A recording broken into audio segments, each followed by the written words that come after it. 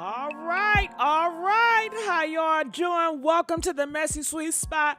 We have an epic show for you guys tonight. So I want you guys to come in, relax yourself, kick off your shoes, relax your feet, click that like button and subscribe, all right? Comment, how y'all doing tonight? Yeah, buddy. It's going to be an epic live. Yes, it is. Hey, Lisa. Shout out to Lisa Wilson, always in the ones and twos. Hey, Lola, girl. How you doing? I bet you ain't think I was up this late. Good morning, Crystal. Hey, D. Marie. Where my people at? Come on out here now. We got a lot to address. Come on. Where my people at? Hey, baby girl. Hey, Scotty, baby. Yes. Come on through, y'all. Hit that like button. Come on, hit that like button. We got to talk about this Monique situation. And I want to let you guys know the phone lines are already open. Come on, get in the room, get in line. So call that phone number so you won't have to wait long. Call in now.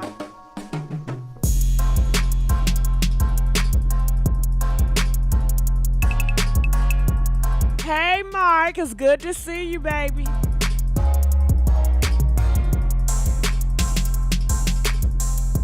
We got Stevie Ray in the building, y'all. Hey, yes. Get these likes up, y'all. The likes ain't liking. Come on now. Y'all know we a family. The more likes, the more we gonna get pushed in the algorithm. Come on now.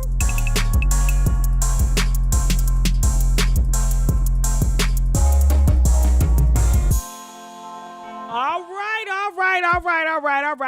right. So you guys know, you knew it was gonna come. You knew it was coming. Monique, she has entered the stage. She is on stage with Cat Williams. We've been waiting on this day, and girl, she is addressing Tyler Perry. She's addressing Oprah. She's addressing Greg. She's addressing Stephen Smith, girl. She is addressing all the men. She ain't never scared. And that's how you do it, baby. She ain't never scared. When somebody call you out, you address them. You don't sit back with your hands, girl, you don't sit back with your hands tucked on your hand. With you sitting your hands on your tail. You know what I'm trying to say. You got your hands and you sitting on your hands because you're afraid to speak like a Ricky Smiley, like Steve Harvey, like T.D. Jakes, like the rest of them. Monique, she ain't scared. She gonna speak out. So she did address them, and I gotta let you guys know what was said. As I again to say, I need you guys to call in and we need to engage. I'm so happy that I have all you guys here. I love you guys. So let's make this live real epic tonight.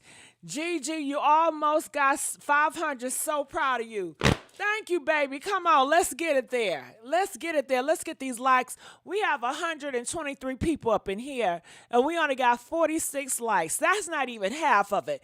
Please like this video, y'all, so we can continue to push great content from this channel. So first video I would love to share is Monique. She received a round of applause, 1 minute standing ovation.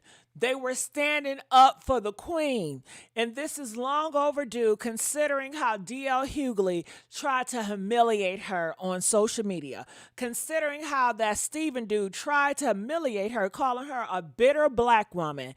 Until she comes and she get greeted by her people, standing ovation. Check this out. This female right here is from Baltimore, Maryland, by way of Baltimore, Maryland. Give it up for Monique. Let's go.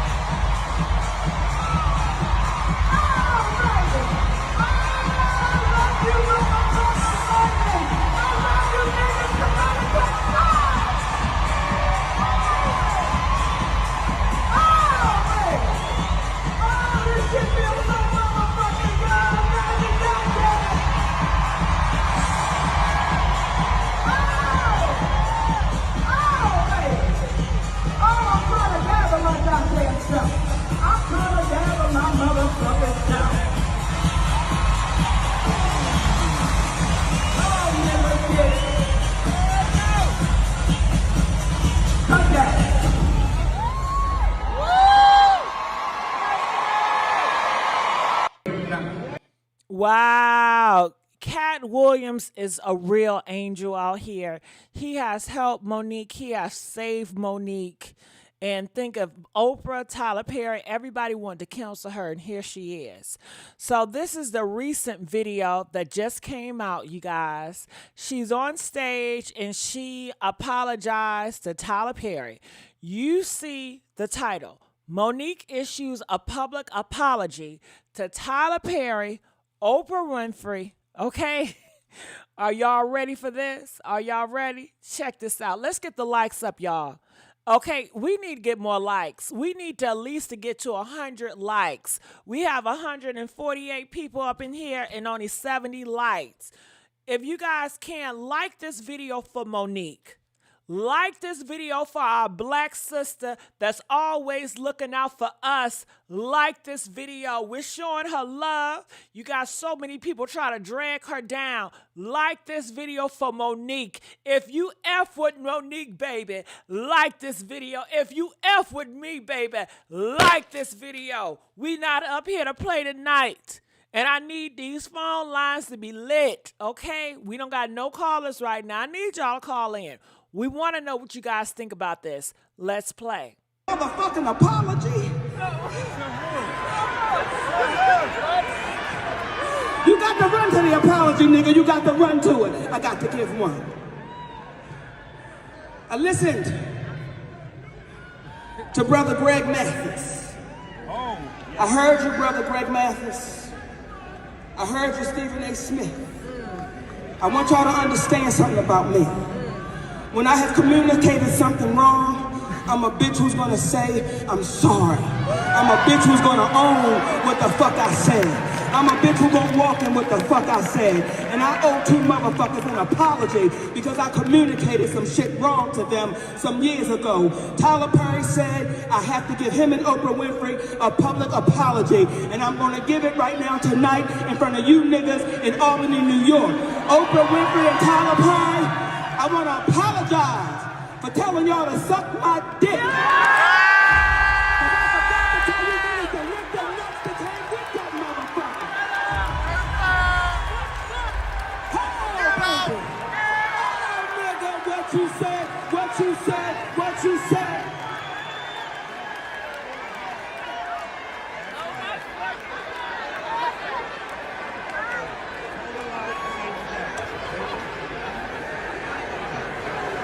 I listened to what y'all said, Greg. I listened to what y'all said, Stephen. I listened to y'all. I listened to y'all. I listened to y'all. And Brother Greg said, oh my God, this is an embarrassment.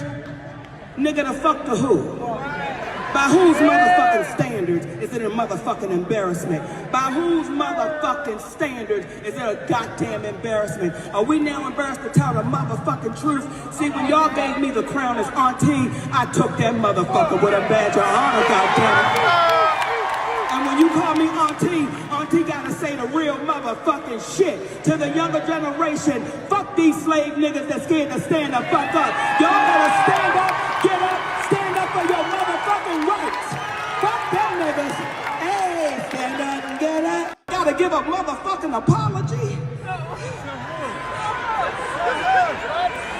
Woo, girl, you heard that. You heard that. Now, you guys agree with Monique. Press 1 if you agree with that sister. Press 2 if you don't agree with it. Matter of fact, call in. Let us know. Do you agree with her or you disagree? I agree with her. Tyler Perry and Oprah tried to backball her. You know I can't say it. Black balls. They tried to counsel her, okay? And she has every right to stand up for herself, and everybody is saying that she's making a big deal. So let's go here. If you guys did not hear about this, I would love to show you what Steven said, and I would love to show you what Greg said. So let's go with Steven. This is what he had to say to Monique. Anybody said this to you, but I'm going to say this to you, and I'm going to say it to you out of love. You always say sisters or brothers when you're talking to black people. Well, this is a brother talking to you, Monique. You look very bitter. You look like the light has been stripped from you. I don't know what happened. I'm not going to call you a liar or anything like that. I don't know. I never asked Steve Harvey or Kevin Hart or anybody or Tyler Perry or Oprah Winfrey and all of this other stuff. I never asked. I don't know. But I know that you're telling stories about Oprah. I'm not saying false stories. I don't know. But you're telling one thing about Oprah. You're telling another thing about Tyler Perry. Tyler Perry leaves you a voice message reportedly, and you're airing the message. Well, how can Monique, I don't know if anybody said this, somebody feel comfortable enough ever talking to you if they think that their messages are going to be disseminated to the masses when it was supposed to be a private conversation. You talked about Kevin Hart and how you were supposed, he said, I love you, sister. We'll talk in 2 weeks. And then after that, you never heard from him again. Okay. Did you play any role in that? I'm just asking.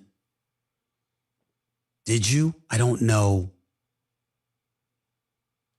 But when you bring these kind of things up and you talk about Oprah,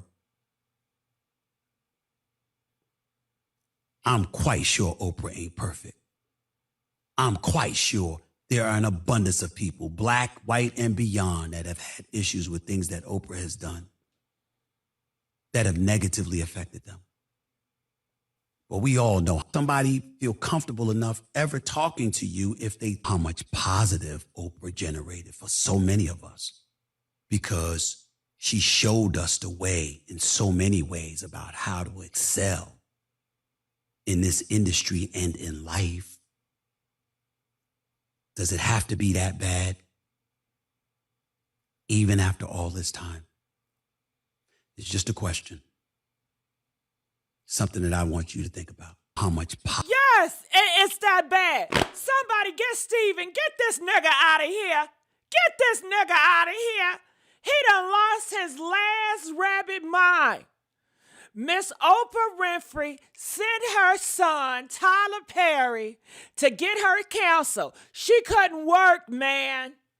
Jobs lined up for her. Tyler Perry made sure she wasn't eating. And were you around there, Steven, to help the sister?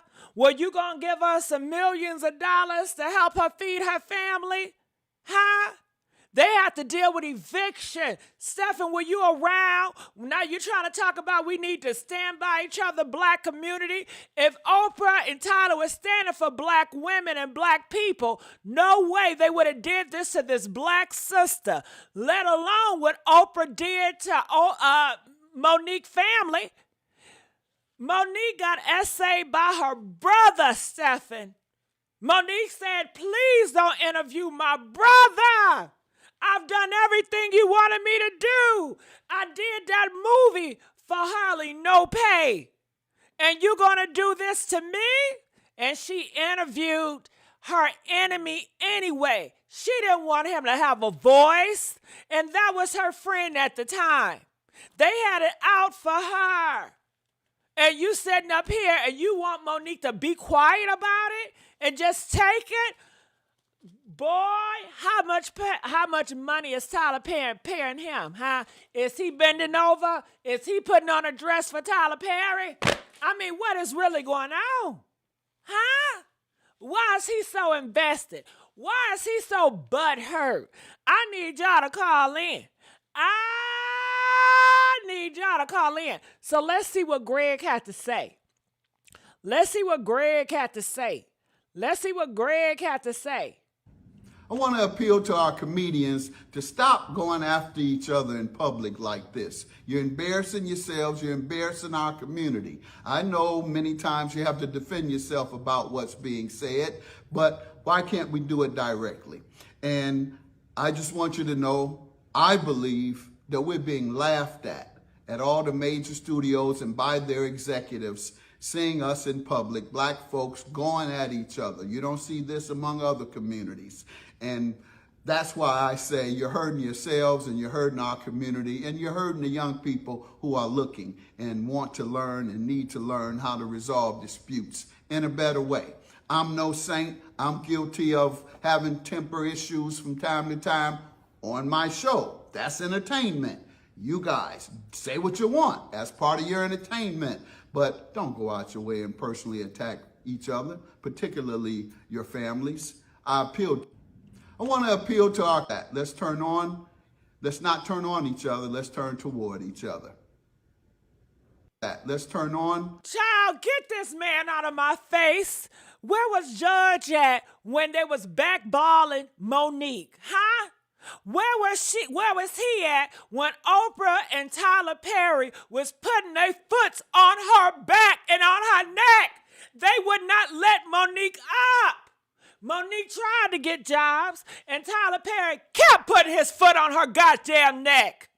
And he apologized. He said, I apologize for violating you, but he did it in private. What a coward. What a coward. And then he gonna twist it. Talking about you need to go out here and apologize to me and Oprah. What type of crap is that? Where's Greg at then? Is Greg listening? I thought he's supposed to be a judge. You're supposed to be looking at both sides. How could this? Girl, y'all need to call in. I shouldn't be the only one that feel this way.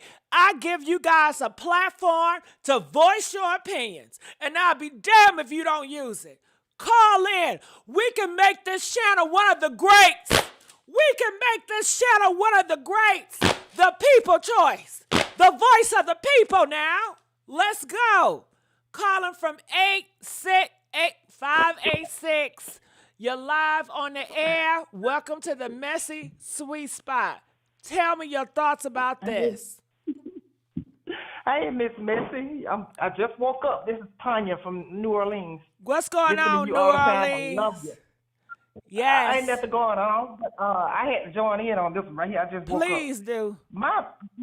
When Tyler Perry came out and George Mathis came out, and get me, I love both of them at the time. I remember going to Tyler Perry's show when he came out in Atlanta, and he was wearing them dresses and this thing. I never heard of him, but I went to a show somebody took me to. Greg Mathis was there. What? Very tall, handsome man. Yeah, what? He was there. So at Tyler that Perry and Judge been having So- something going on. Yes. They've been had something going on. And you just brought this back to me when you said, why should she apologize? And I'm thinking, what Greg Mathis got to do with it? And my brain came back when I went to that darn play in Atlanta, downtown Atlanta, at the Fox Theater. Greg Mathis was in after the thing over, he was in that play. They brought him on stage. Wow. He wasn't one of the characters, but he was there as a friend. To support Tyler Perry.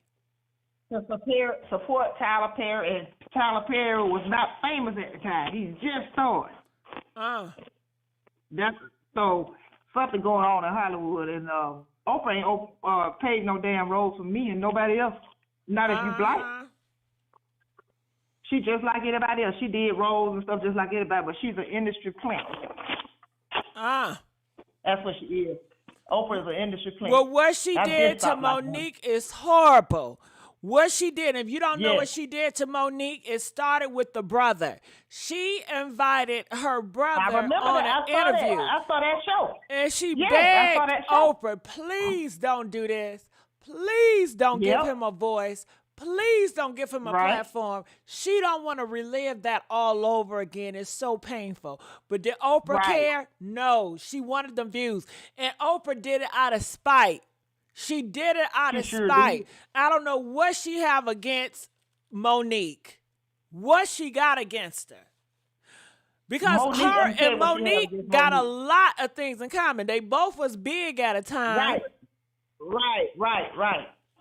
What she has against Monique has got guts and she got balls to stand up to the industry. Oprah don't have that. She don't have no balls to stand up and say things. Oprah's a butt licker. As long as she can lick butt, up them white folk butt, that's all she wants. And I love Monique, and Monique tells the truth, and I hope she keep it up. Monique remind me of myself. People say, be quiet, you're too loud, you're too this, you're too that. But when you're dark-skinned, it don't matter when you're loud.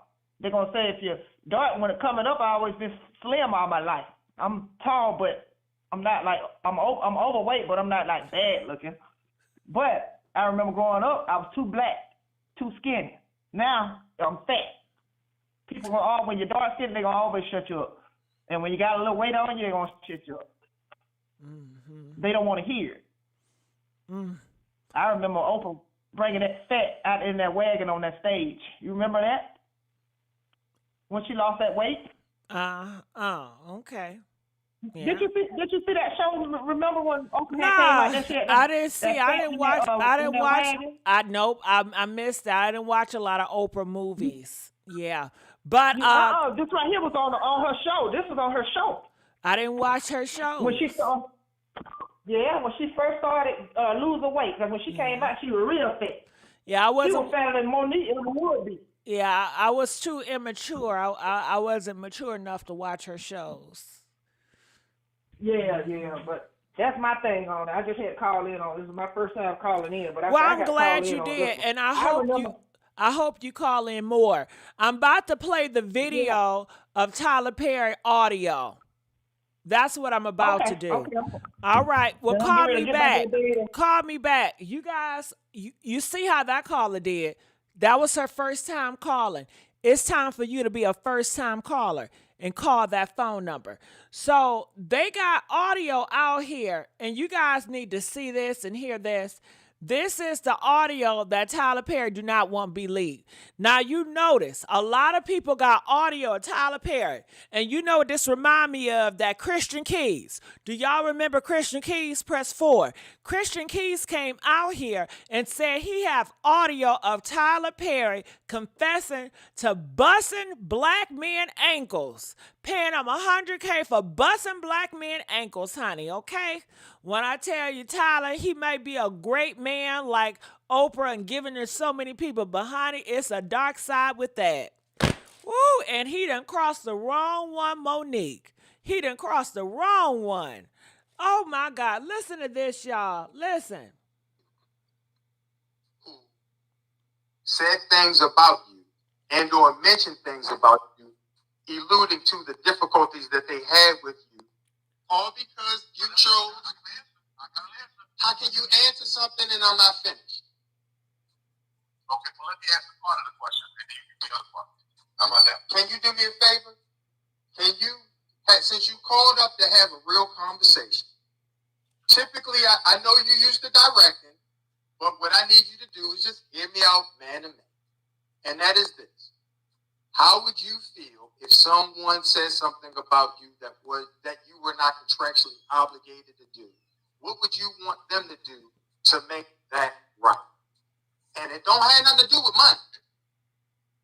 If somebody had said that, let me just try to be in the position. If somebody had come along and said, Tyler's difficult, he's terrible to work with, he's not going to do anything that you want him to do. If they said all those things, right? If that's what the rumor was, and there were other people who knew that was not to be true, I would want those people to stand up and say that's not true. So, will you and Oprah do that? I can't speak for that. My experience. I've never worked with Monique. All I can speak for is my experience on pressure. I don't give a damn about saying that. Would you do what you wanted done for you, Tyler? It's real simple. Would you do what you would want done for you? Because you told David when he said his experience was wonderful, you said that was not your experience. And the question I would have, what did you experience with Monique and or I that made your interaction with us displeasurable? All right, so a lot of people say they can barely hear him. Well, the audio is just not clear. I don't know if it's this person or what. So you guys want me to try to find another audio because you guys cannot hear? So let me go here. I'm going to go to YouTube and I'll put Tyler Perry audio. Tyler Perry audio. Monique. All right, and let's see if that comes up.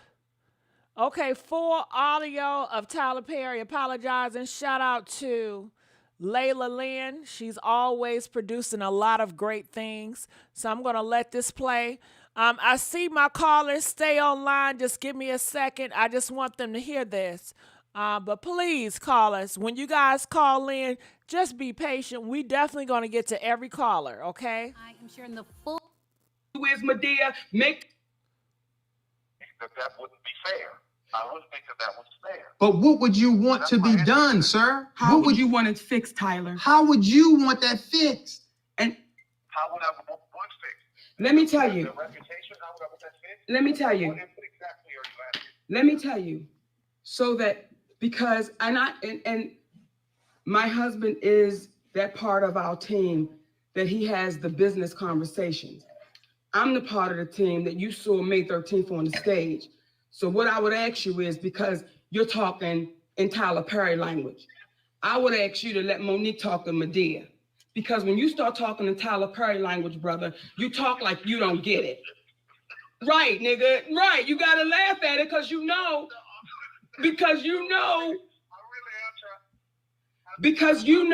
see, let me tell you,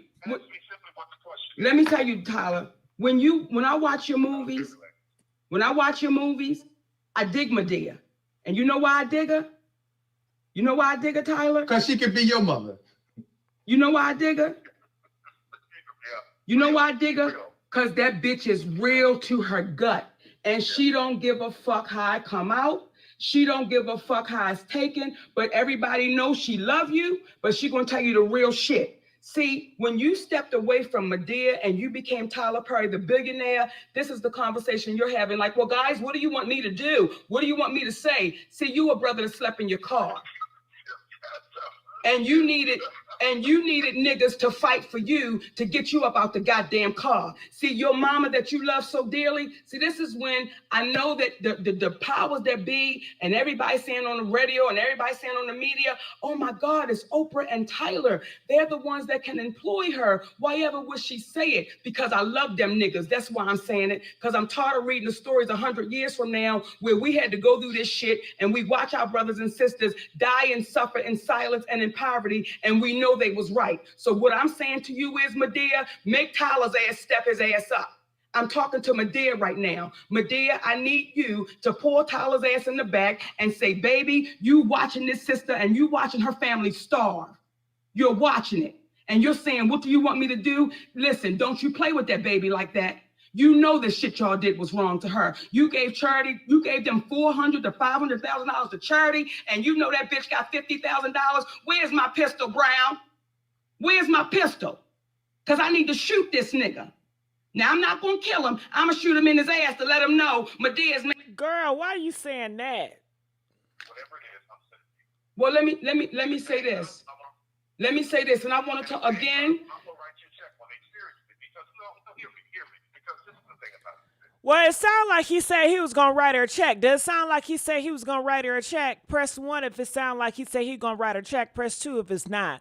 And where is the check? And when we start talking about this one doing this and this one doing that, and black people doing this, black people doing that, what we need to understand about that is this. Where we are right now and what we're trying to do, we got some opportunities that a lot of those people didn't have. So what I don't want you to feel one day, not one day, is that you were mistreated or that you were treated unfairly. Now, if that means that that's what I need to do, then you do that. You do that. You take that and take it from a place of love. Let me tell you where I'm going to take it from. I'm going to take it from it's business. And I'm going to take it from my brother saying, listen, yo, this is what y'all was supposed to get. All right, so I'm going to answer some phone calls real quick. So feel free to call in. We want to hear everybody. Calling from 708. You are live on the air. Welcome to the Messy Sweet Spot. And what are your thoughts about all this? Is it me? Can you hear me? Yeah, I can hear you. Just speak up a little bit. Hi, how are you? Good. I'm so glad that you called. I really want to know your thoughts about all of this. Well, my opinion on it, I was kind of, before I heard everybody's take on it, as far as D.L. Hughley, and Tyler Perry. I am a Monique fan, just as well I am with all of them. Tyler, not an Oprah fan. I'm not an Oprah Winfrey fan, unfortunately. But I just feel, number one, they all are too old to be acting like this.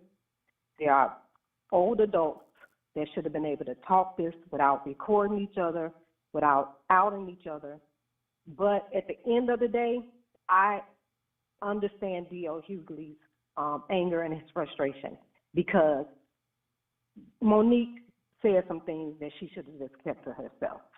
I mean, she is in no position to out no one, especially when it comes to parenting, because she was not a good parent. That's why she doesn't have a good relationship with her son, her oldest son. He don't have anything to do with her. So, and D.L. Hughley, you know, we all make mistakes.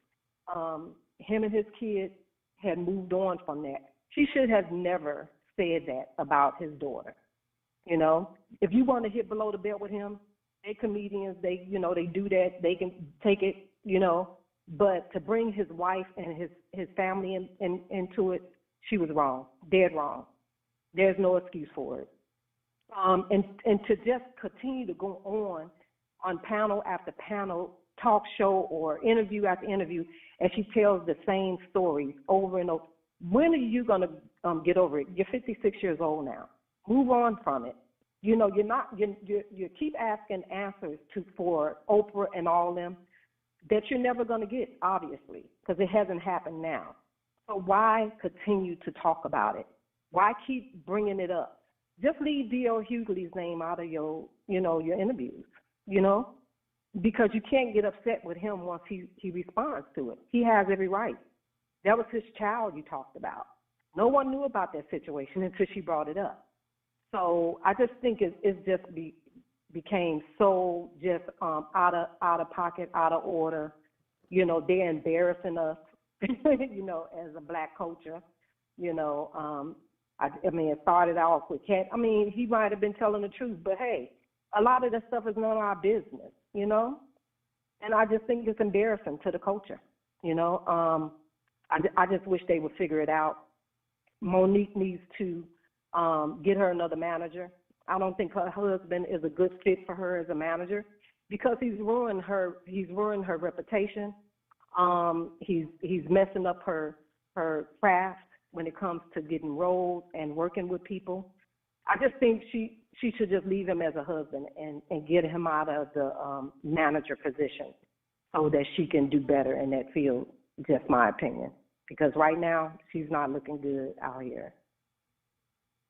Yeah. And that's my take on it. Well, you know, a lot of people agree with you, and I'm glad that you're brave enough to say that needs to be said, because some people agree with you and some people don't, but this is what this channel is about. That's why I want you guys to call in and voice your opinions. And I'm sure some people can be like, you know what, I did not see it like that. And some people like, nah, but what they did to Monique is so wrong. So yeah. Go ahead. You wanted to say something else? But what did they do wrong to her, other than, you know, as far as the pay? She's not the only one. She's not the only black actor or actress that has not been paid what they're due. You hear Taraji talking about it. You know what I'm saying? But she didn't go out here bashing people, throwing people under the bus. She didn't even really throw Oprah under the bus. She just said what she said, and people knew what she was saying. You know what I'm saying? She did it more tactful. You know what I'm saying? She didn't come out there tacky, you know? And then she said what she said. People got it. People understood it. And then you don't hear any more else about it. Monique constantly continued to, you know, beat a dead horse. Like, when are you going to get over this? Then, like D.O. said, she beat us in the head about picketing Netflix. She got what she wanted with Netflix, and guess what she did? She bombed. So she did all of that. Put more of that energy in, you know, giving us more comedy, giving us more movies. All this extra other stuff, let it go. Let it go, because you're not getting anywhere with it. You're ruining your reputation. That's all she's doing. D.L. Hughley has every right to come out the box like he did, because that was his baby, and that was nothing like saying, "Oh yeah, you didn't approve your daughter being on a date." You literally put this baby stuff out there that no one should have knew about. So Someone should have knew about that. And then she get on the stage, and then she said, well, I hurt your family. Then I apologize. That's not an apology, number one, to the family. Secondly, you never apologized to him. I thought she did, but I went back and I looked and I said, no, she didn't apologize to him. So he has every right, and then she's still doing it. She keeps bringing it up. Like, she should have just left it alone. Say what you're going to say about Oprah and Tyler, but Tyler offered her the money. She didn't want it. He said it on the call. He offered her the money. Her husband, he interfered, and then she ended up not even getting a check from Tyler. So what else does she want him to do? I just don't know. That's just my opinion. I have a YouTube channel too. I kind of discussed it a little bit on my channel, but I think what she wants him to do, she wanted him to right his wrongs. He went around saying that she was difficult to work with, and people believe that rumor. So she wanted him to come out. Did we hear that? Did we hear that? No, we didn't hear it, but it was said behind the scenes. So she wanted it to be known behind the scenes. I guess she wanted him to go back and just to be forthcoming with all the misery that she had to endure because of that. She wanted him to say it publicly. Yes. He didn't say it in public. So why should he have to say it? Why should he have to apologize in public? He didn't say it in public. He knew about any of this stuff until she said it. She could have handled it different she could have went to her management team. Well, her husband is a manager, but just like that little scene with her and D.L. Hughley, she should have went to the promoter. Blast D.L., she should have went to the promoter. Tyler Perry, just like she went to him in that conversation, he called her, that she should have handled that on the back scene. The public never needed to know about any of that. Because what good is we doing by knowing it? You know what I'm saying? She wants the social media popular opinion, and that's not who opinion she needs. He didn't owe her an apology to the public. He apologized to her on that phone. What she want? That's some good points that you make. I hope you guys listening, and if you have a response to what this young lady is saying, call in and let us know your side. If you agree with her, call in and let us know why. All right. Well, I thank you so much for calling in and weighing in and giving us your thoughts on this. It's much needed. Sorry, I made a mistake and cut you off. But let's go on to our next caller. Call in, you guys. We only have a few callers, so you can definitely get in. Calling from 856. I just want to say welcome to the Messy Sweet Spot. You are live on the air. What are your thoughts about what the last caller said, and what are your thoughts about all of this? Hi, how you doing? Good. How are you? I'm good. I have a lot to say about the last caller. I think that she was off. She was not accurate with her comments because she had every right to speak her truth. They really hurt her family. Her family suffered, and she want to be compensated, and she's right. I mean, why shouldn't Tyler Perry and Oprah speak publicly? Because her family suffered publicly. So, yes, they should come and apologize and right their wrongs. So, yeah, I don't agree with what she said. That's horrible, and Monique should keep on fighting for her rights because it's not right what they did to her. It's horrible. You know, she had to suffer for years. She was evicted and everything. It was terrible. So, yeah, they should make it right with whatever they did with her. Okay. And what else do you have to say about this? She came out and she apologized. What are your thoughts about her apology to Tyler and Oprah? Oh, she did apologize? I didn't know that. Did you see the clip? Okay, so I played the clip. I got to replay that clip so you guys can see it. Did you guys see Monique apology? Press 1 if you saw the apology. Press 4 if you did not see her apologize. All right? She made an apology tonight to Oprah and Tyler. I want to know, did you guys see it? So I will play it if you can just wait right here, because some of you guys say you guys did not see it and you guys are just coming in, and I played it in the beginning, but I would love to show you guys what she said because I want to get your opinion on it. So here it is. This is her apology. You got to run to the apology, nigga. You got to run to it. I got to give one. I listened to Brother Greg Mathis. I heard you, Brother Greg Mathis. I heard you, Stephen A. Smith.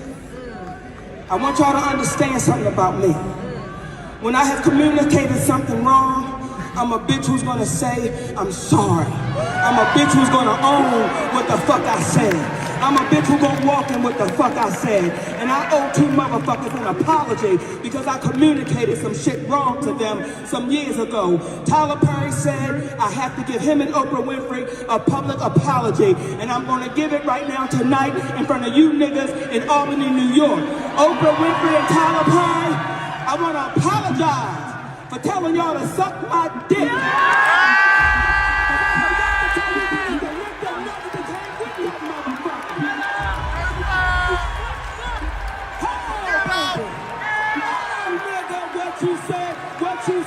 What you said.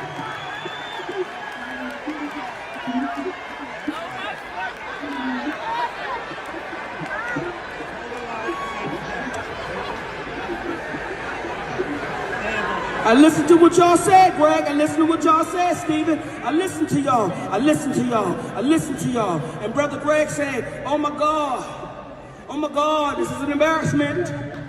Nigga, the fuck to who? By whose motherfucking standards is it a motherfucking embarrassment? By whose motherfucking standards is it a goddamn embarrassment? Are we now embarrassed to tell the motherfucking truth? See, when y'all gave me the crown as auntie, I took that motherfucker with a badge of honor, goddammit. And when you call me auntie gotta say the real motherfucking shit to the younger generation. Fuck these slave niggas that's scared to stand the fuck up. Y'all better stand up, get up, stand up for your motherfucking rights. Fuck them niggas. Hey, stand up and get up. Gotta give a motherfucking apology. All right, there you go. That is Monique apologizing to Oprah and Tyler. I know people are saying that's not an apology, but by her definition, she said this is her apology, and she apologized for telling them that. So it is an apology. Maybe not the apology you expected, but it's an apology, all right? And you guys, we got over 500 people in this chat. Baby, that's breaking records. Give it up, y'all. Give it up for 500 people that's watching. And I just ask you guys to like this video so we can continue to make this channel the voice of the people so everybody can have an opinion, whether left or right, up and down. This channel give a voice to all. All right, so continue to keep this channel alive by liking this video. Make sure you have subscribed. And I want to go back to my caller. What are your thoughts about that apology?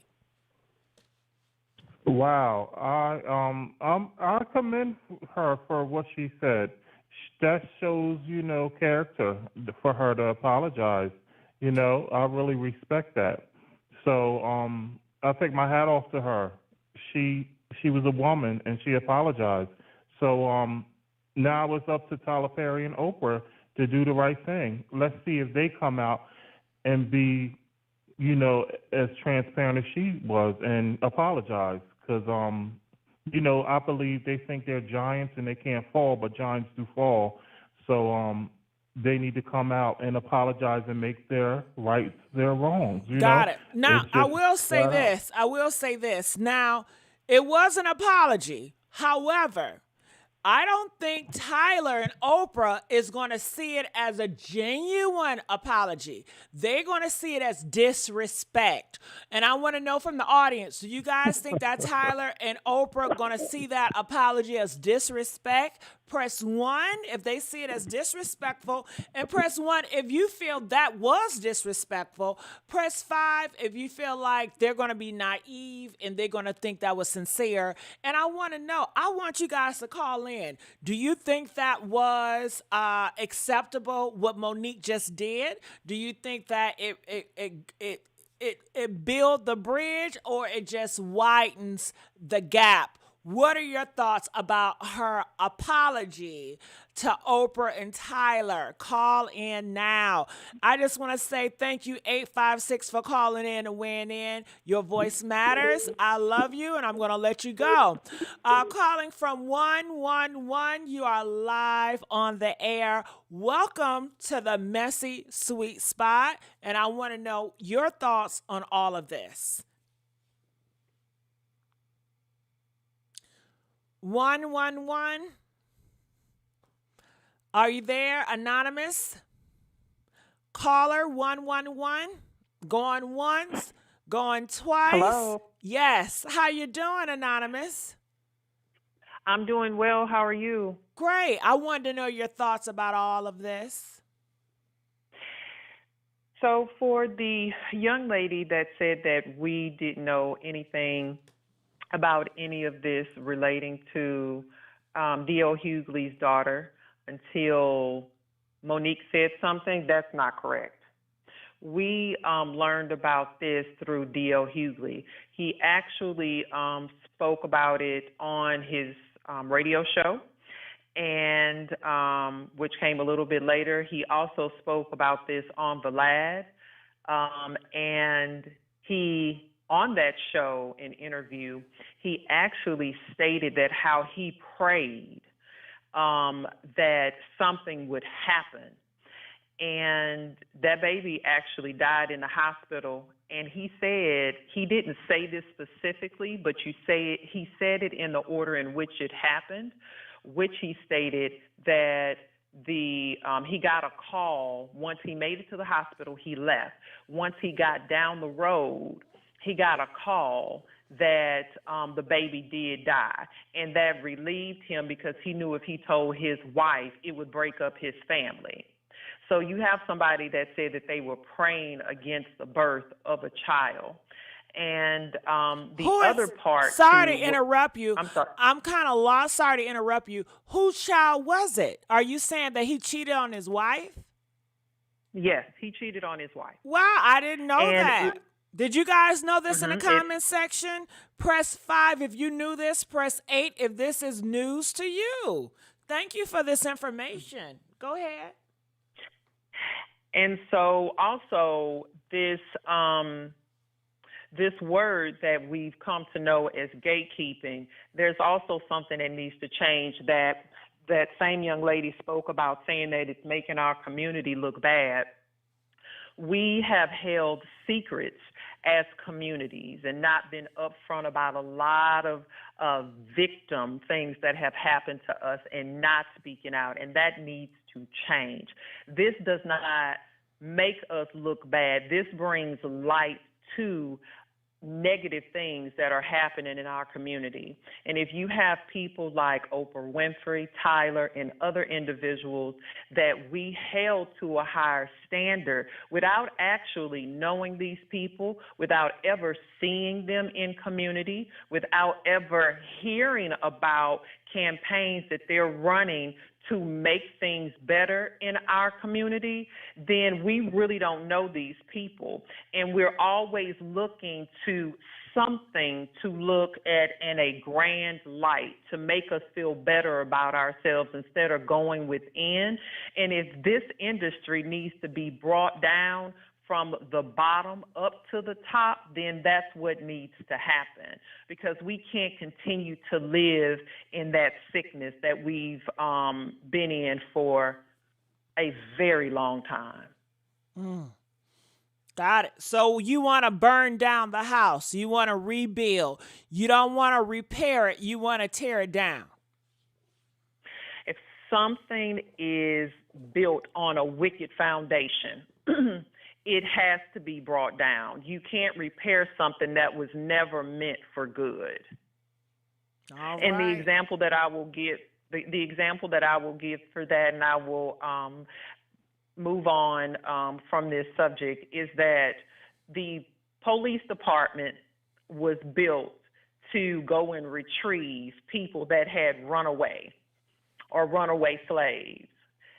They murdered them. They brought them back. They brought some back alive. Many things happened on that trail back, or to get them back to the people that thought that they were owned or had been owned by. So there's no way to repair that. That is still occurring right now because that was built on a broken foundation, on wickedness. So you can't repair wickedness. That has to be brought down. All right. I want to know, what did you guys think about this caller's talking points? Do you guys agree? Do you guys feel like we should tear it down? And when you say tear it down, what are we tearing down exactly? One, you're tearing down the falsehoods that we thought when we're looking at people because they are celebrity. The other part that we're tearing down, if these people are being vetted to be brought into things that have come out related to Tyler, related to Oprah, and this gatekeeping and various acts that it takes to get inside of certain circles, it needs to be brought down. It's as simple as that. And if it's going on that level, then it's going on many other places that we're not aware of. So it needs to be brought down.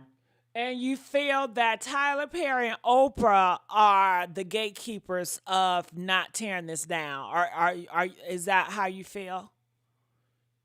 They are some of the gatekeepers. They are some of the lower level gatekeepers. I believe that there are many races of gatekeepers, and there are different levels within the gatekeeping that are happening.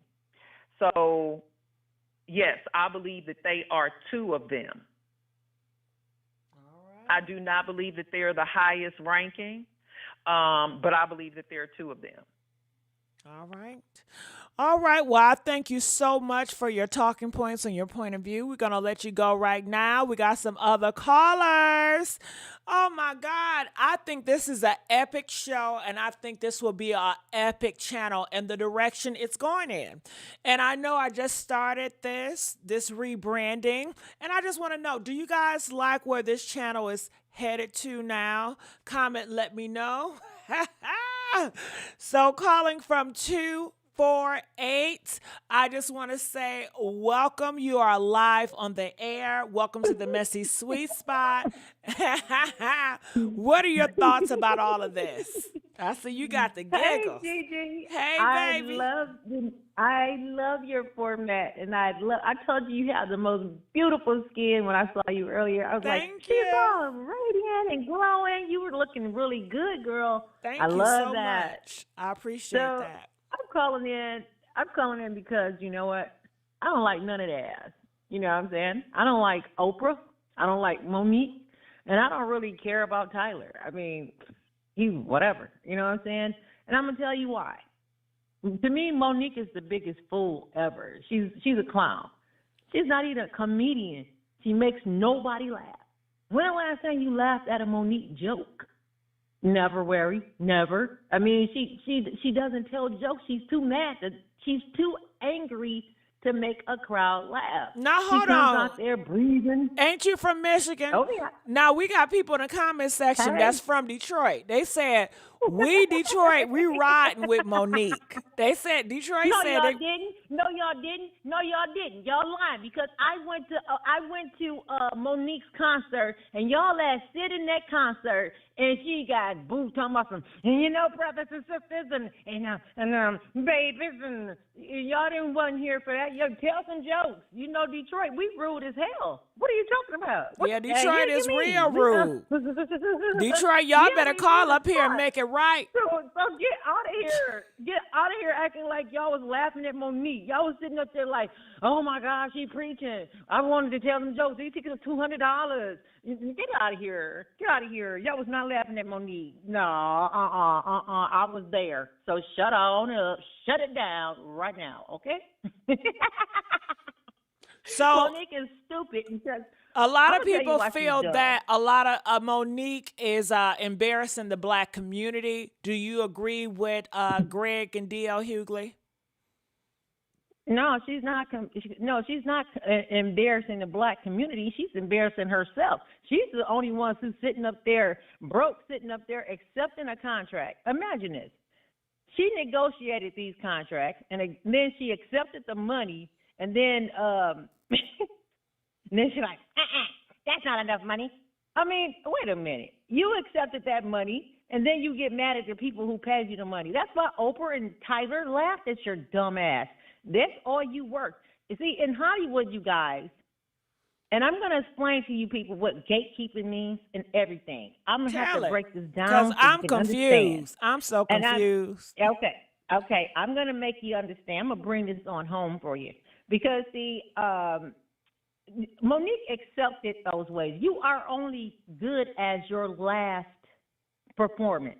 When you're an actor or actress or anything else, it's like any other profession in the world. Okay, so you can't go get a job if you just was making $10 an hour. You can't go demand $100 an hour job. Okay, so please understand that unless your credentials are there, you're not gonna get it. You just ain't gonna get it. It ain't happening. You got to prove that you are worthy to go from $10 to $100 per hour. So in that ratio, Monique, she sabotaged her own self by accepting $500,000 or whatever she accepted to do Precious, and then coming back talking about something. I need more money. Well, this person gets paid this, and that person gets paid that. But Julia Roberts and all these other people, or whoever you want to compare yourself to, they didn't accept the job for $5,000. You did, woman. And then the people who paid you, only thing they did was pay you what you negotiated yourself to do. You said you and your shaky ass management, your husband who don't know anything about management or numbers, he's obviously not qualified. You know what I'm saying? Because he doesn't know negotiation tactics. Negotiation means you start here, they start there, and we meet somewhere in the middle. Okay? She came here and she was happy with her $500,000. So are you saying that her husband don't know what he's doing, and the reason for all this confusion is because of her husband? Is that what you're saying? No, I'm not saying that. I'm saying the confusion is the devil, but I'm going to say this. Her husband, for him to be a manager, he's not much of a manager, okay? He doesn't have any skills. He can't even tell her what to do. He can't even explain to her why that was a stupid idea. Because your manager is supposed to say, that's not where we're going. That's not what we're going to do. We're going to let me negotiate this for you. Because you obviously don't know how to do this, okay? I'm going to get you some more money. That's what managers do, okay? And that's not what he was doing. So you're saying he doesn't know what he's doing? He doesn't know what he's doing. So why don't she know that? Why? How is Monique? Hold on, wait. How is Monique getting with the man and she's iconic? This is her business. How can she trust a man that don't know what he's doing when it comes to management and get mad at everybody else? I'm not understanding that. Okay, Monique's not very bright. She thinks she's a comedian and doesn't tell jokes. She don't tell no jokes, and yet she thinks she's a comedian. She's more of she needs anger management. I mean, she should be more like a patient or something. I don't know. She's not really a comedian because she don't tell jokes. She gets up there and she. But she's known as a comedian. Everybody knows her as a comedian. That's why she's confused. She's not a comedian because she don't tell jokes. Comedians are supposed to be funny. Okay, tell me something that you guys. Tell me one thing that you have laughed at, Monique. I don't know. What have you laughed at? But Give me I a got funny I gotta joke. say, listen, you hear what the caller is saying. I see some of you guys agreeing with her, and some of you guys feel like no, she got it wrong.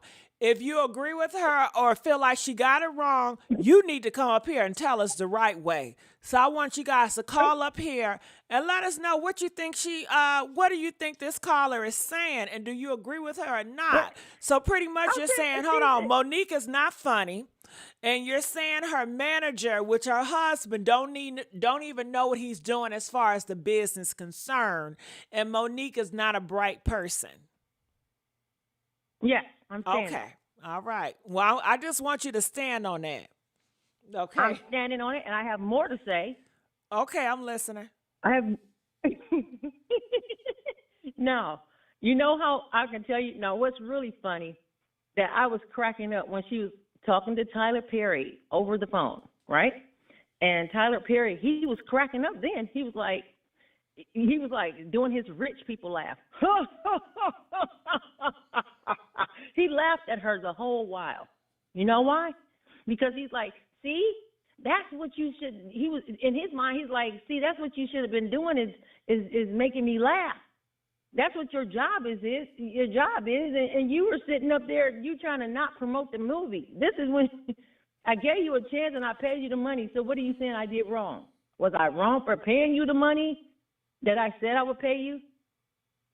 If I said I'm going to pay you $20, no, he was wrong. He was wrong for starting lies that cost her career, that got her canceled. Okay, what did he lie about? He didn't. He said that she was very difficult to work with. Okay, so that's not a lie. That's his opinion.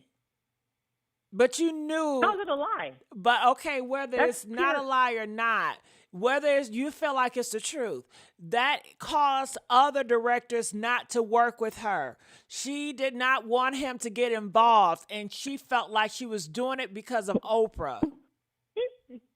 No, he did that because she was being difficult to work with. Why can't that be the truth? He's just giving a fair assessment of her work. Just like if your boss gives you your quarterly, they give you your assessment, right? To tell you how you are doing on your job, right? So they're going to tell you. I hear what you're saying. And you're right. It could be true, but he already said he was wrong for it. He already said he lied. He already said he violated her. I didn't hear him say he lied. I didn't say he said he lied, but you know what? Here it is. Tyler Perry, he's a billionaire, so it doesn't matter. Okay, he's laughing at the situation because he know at the end of the day, she's going to be right back broke again because she mismanaged her funds before, and she's going to do it again. And you know what these billionaires are doing? Which is I'm gonna get to the point. When people are billionaires, that makes them gatekeepers. And I'm going to say this. Right now, Oprah Winfrey and Tyler Perry probably got a bet on Monique. They probably going, so I'm going to give her about 12 months before she's flat broke again on her ass. What do you think? Oh, I'll give her 6 months.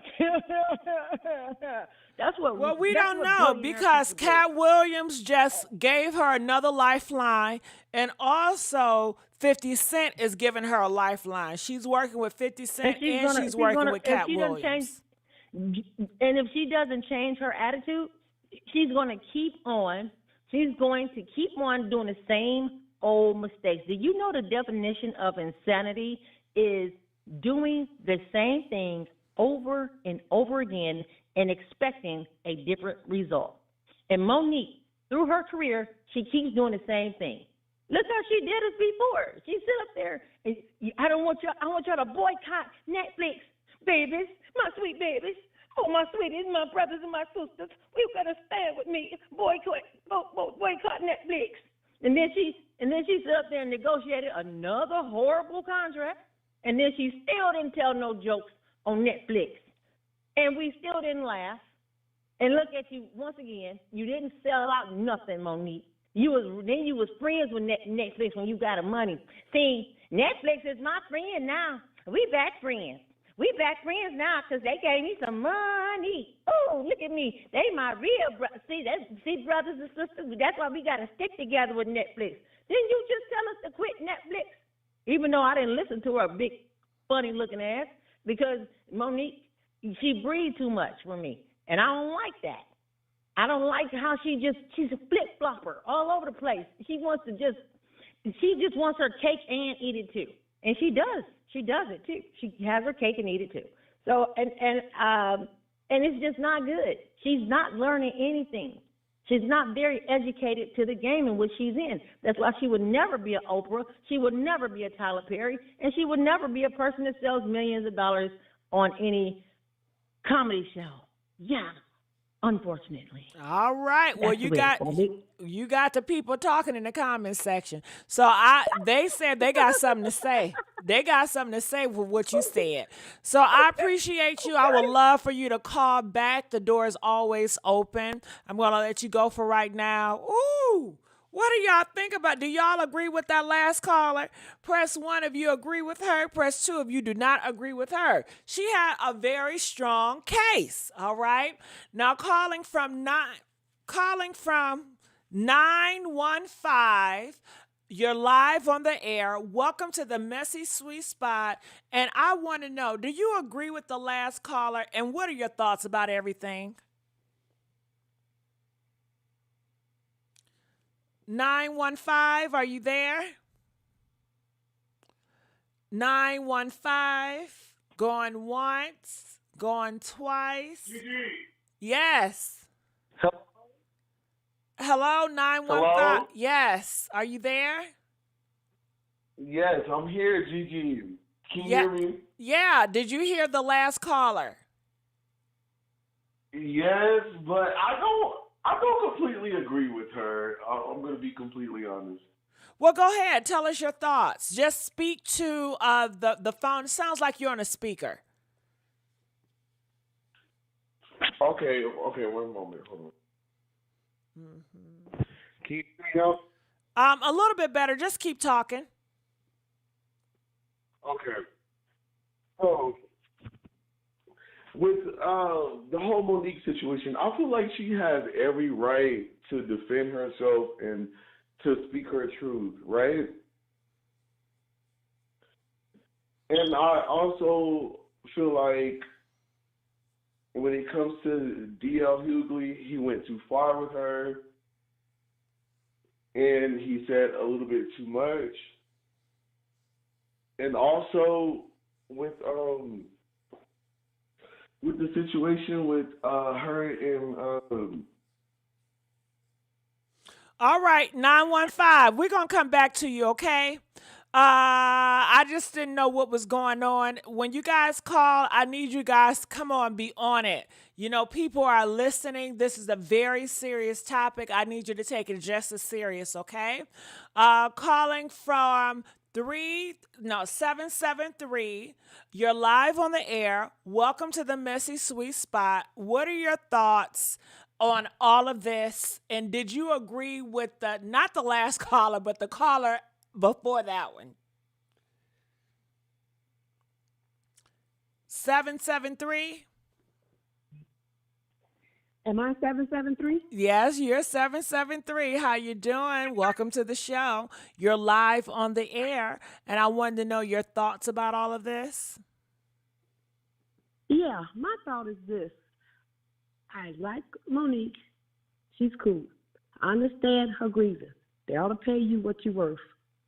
The only thing about her is, just like when she had the TV show, all that cussing and bad language and just, ooh, it's just too much. It's over the top. Other than that, she's cool. I agree with her.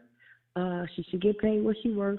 Her husband shouldn't be her manager because he's not a good negotiator. He bored me talking to Tyler Perry. I was ready to hang up because he don't know how to negotiate. When he said money, that's the end of the story. Hey, okay, cool. We get paid. No, you need to listen to that. Don't nobody want to listen. He said money.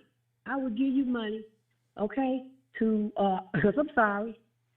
I give you money so so that you can be okay with it. So we can why squash didn't they all this take stuff. the He's still money? talking. Why didn't they take the money? That's what I'm saying. Because she dickmatized. She's listening to her husband, trying to get him to negotiate. She's the better negotiator. She's great. She should run her own thing and let him sit down and do what he do as a husband or whatever. He can give suggestions. I do know that it does. He needs to go sit down somewhere because he don't negotiate well. When Tyler Perry said money, that should have been the end of the conversation. That's it. That's it. He's not good at being a manager. He needs to go sit down somewhere. And I agree with the other caller when she said that he don't negotiate well with money. Tyler Perry, they know what they did. They didn't pay her to go on tour to, promote this thing. Yeah, they should have gave her money. He knows it. And that's when he said, okay, I'm going to give you some money, okay, so we can squash this. People get over you, owing you if they can, And so she wasn't having it. So now, okay, I give you the money. Now her negotiating husband should have shut up, and then that was it. Okay. All right. Well, hold on. Wait. I want to ask the callers. People out here in the comment section, do you agree with this caller? She feels that Oprah, she feels like Monique's husband should have accepted the money Tyler Perry had, and it should have been done. Do you agree with that statement? Press 1. If you disagree, press 2. And call in, let us know your thoughts about everything. All right, 773. Is any other more talking points that you want to make before I go to the next caller? Well, the only other thing I want to say is that you don't hear a lot about white people now because they pay. They pay. We should pay our people what they're worth. That's what we should do. If we got the money, pay them. Pay them what they're worth. Cookie, she's worth a whole lot of money. She's good. She's damn good. She played in so many movies that she is just brilliant. She should get paid top pay. Treat her like a queen. And the rest of them, too. These are your people. Treat your people right. Treat your people right. That's the only thing I got to say. All right. Well, I thank you so much. All right, calling from 708. How you guys doing? Welcome to the Messy Sweet Spot. 708, you are live on the air. And I wanted to know your thoughts about everything and the callers that called in. If you have any opinion about what they said as well, we want to hear it. Am I 708? Yes, you are. You're 708. Gigi, this is me calling back again. I just wanted to say to the other callers, I did not say she should not speak her piece. She has every right to say what was done to her. All I'm saying is stop beating the same dead horse. You're not going to get what you're asking for from these people. She keeps wanting them to give her a public apology. That's not going to happen, boo.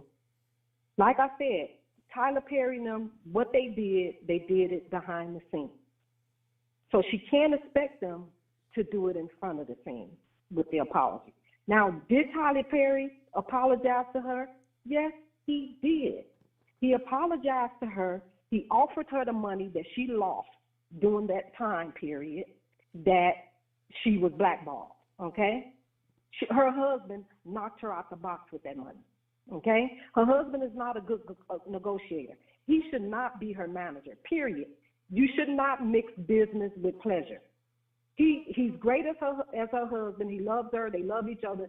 Let that be that and let somebody else manage her.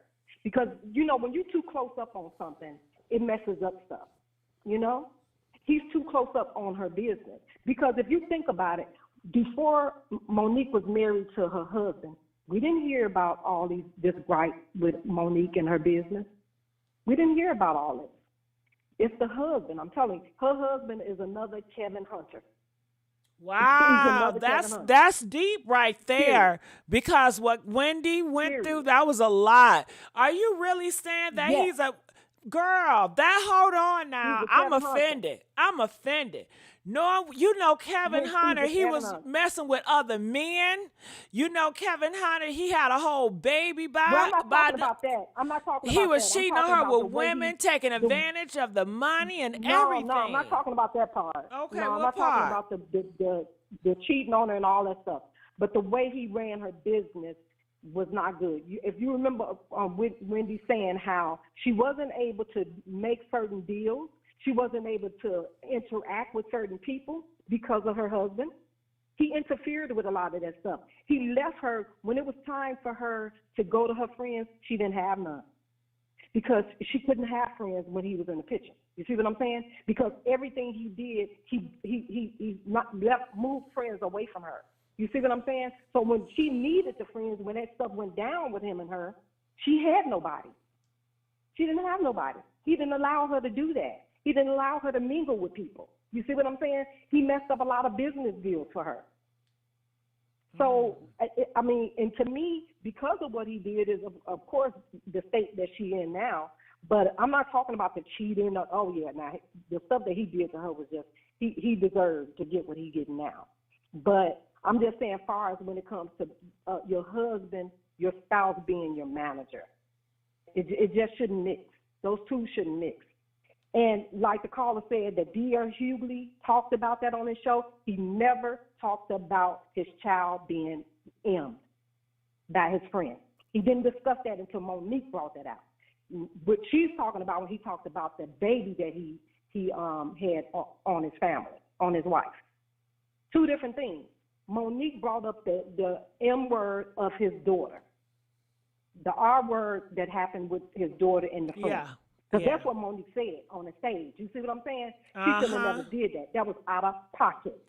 Out of pocket. That shouldn't have never been said. She could have hit DL below the belt on so many other things. But when she brought that child into it, don't you know, and ask the audience, if that was your child and somebody put that out there like that, you're already dealing with the fact that you had to go back and kick yourself in the butt because your child came to you and you kind of like shunned it and didn't take her word until the end of it. You know what I'm saying? He's already dealing with that. The child has already had to deal with that. But they mended their relationship. They came together, they built, mended their relationship after that. He never discussed that on his radio station until after the fact. She came up talking about the baby. No, I Am Nita said he did discuss it on Sway Universal, on Sway, the interview with Sway. They are saying that he did mention it on Sway. And that's how she knew about it. The fact. But I agree. I think that's a low blow. I think that was horrible. Y'all got to think, Monique and DL has been friends for a long time. So they know a lot about each other. You see what I'm saying? So, and then, with the kings of comedy and the queen of comedy, they intertwined. So she knew things about DL. But she hit below the belt. And I know a lot of us, women are emotional creatures. So when we get upset, we want to say some stuff, you know what I'm saying, to hurt you. And that's what she did. But was it right? No. She was dead wrong. And she said it in public. She owed him a public apology. She never apologized. And then that video clip that you just played where she was just in concert and she said, I'm going to apologize, she did not apologize. She told them, you want me to apologize? And she said, I'm going to apologize. Suck my D. That's what she said. That is not an apology. She said she apologized. She said she apologized for telling them to suck her D. No. She told them to suck her D. Listen, play it back. Because she continued on in it. Because that's why she laughed. Come on, because she said, embarrassing who? In whose eyes? She don't believe nothing they said. She ain't taking that. And when I say that she's embarrassing the people, when I say that they are, not just Monique, her and DL, because the stuff that they're saying, like when he told her husband, she had to pay her husband, and, all that hitting below the belt, they shouldn't do that in public. Both of them is hitting below the belt, and it's uncalled for. You know what I'm saying? So that's what I mean when I say they're embarrassing. I'm not saying she should never speak her gripe, but because she has that right. If it was done to her, she needs to bring it to light. But when you going on platform after platform after platform and you repeating the same thing that happened 10 years ago, you see what I'm saying? Monique is angry. She's holding angry even from her family. She didn't even go to her parents' funeral. So we just can't paint it as if the industry did it. She's holding on to hurt people. Monique has a lot of hurt from way back in her family. Because you got to be really hurt to not even go to your own parents' funeral. You see what I'm saying? So it's a lot more to it than just the Tyler Perry, the Oprah Winfrey's, and the D.L. Hughley. Because she's angry. She's angry. So but she's messing up her own. Are you saying we shouldn't believe everything she's saying? We shouldn't just be on her side? I don't think we should be on anybody's side. That's true. We should just take it for face value. We should take, because D.L. Hughley has every right to be upset about what she said. They asking, are you if that related? Was my child and she said that? Yeah. No, I'm not. I love me some Monique. I love Monique, but I love her as an actress. I love her. Just do your comedy. You know what I'm saying? Find a way to get rid of this hurt.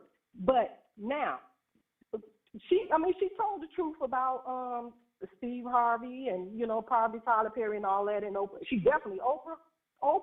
I don't care if she drags her to the cows come out. You know what I'm saying? But I love all of them. I love them all for who they are. I don't know none of them personally, so I can't tell you how they are on a personal level. You know what I'm saying? I just know what I see. But at the same time, why are we hitting below the belt like this out? Say what you got to say and just, get it out and move on. It was the same thing with Cat Williams. He was saying what he was saying. Was it called for? No. There's plenty of white folks out there that do some of this stuff. Are they calling them out? No, they're calling each other out. We should stop doing it to each other. And yes, everybody deserves to be paid what they're worth. She got paid. She took that low deal because Lee Daniel was her friend to do Precious, and it hit in numbers. No, she should have not went on a free press tour. No, I wouldn't have did it either. They would have had to pay me. You want me to go out of the country and travel and do this press tour? Pay me. I'm not going to do it for free. I already gave you a deal with the movie. You know what I'm saying? So, yeah, I'm with her on that. I wouldn't have done it either. But Tyler did apologize. What else does she want from her? He offered her the money. He offered to pay her back what she lost during that time. Well, all I want to know, can we have a caller, please call up here and let us know what else does Monique want from Tyler Perry and Oprah? We have yet to have a caller that can come up here and explain to us. A publicly apology. Okay, well, there you go. She wants a public apology. That's what she wants. That's why I told you earlier. She can't expect a public apology if they didn't do it in public. They did it in the back. So go to them and do it in the back. Just like when she had that phone conversation. Now, I don't know if she reached out to Oprah to call, and Oprah never called her, but Tyler did. So Oprah, she probably would never get that because Oprah ain't for us, period. She's not for us. She's not us. So, and she's done plenty of people wrong. All right. Well, Chicago. you got the phone lines lit. I want you to call back because every time you call, you get the people rocking. Okay, it's something about you that get the people rocking. So I want to hear. I can put you on hold if you want me to. If you want to just stay to the side. Okay. All right. So going to the next caller. How you guys doing? Let's get these likes up. We got over 474 viewers. Let's get the likes. Let's get the likes matching. So every single day we can come to this platform, the Messy Sweet Spot, and have these sweet, messy conversations amongst each other. Okay. This is the People's Voice channel. Now I have caller 346. You are live on the air. Welcome to the Messy Sweet Spot. Please tell us your thoughts about all of this. Miss Messy. Yes. I think Monique wants her dignity and pride back because any comedian can say they're comedian, but if you go on the road like she does, Cat Williams, etc., and all of a sudden you have the very thing that you fought so hard to become taken from you. I'm not saying it wasn't just their fault because it's a two-way street, but it's basically dog eating dog in that word comedianship. Everyone knows it. They want to be top dog. But Tyler Perry and Oprah have a history of doing this. And I'm not saying just saying Monique.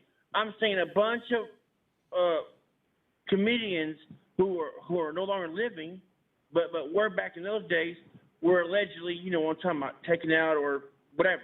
But the point I'm getting at is that Oprah and Tyler are part of a major gatekeeping group. Everyone knows it now. It's a worst kept secret. Perfect example, Bernie Mac.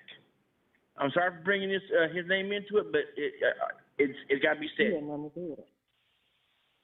Do you know how Steve Harvey always resented Bernie Mac, right? Okay, he was best friends with Oprah, Tyler Perry, a bunch of others. Do the math.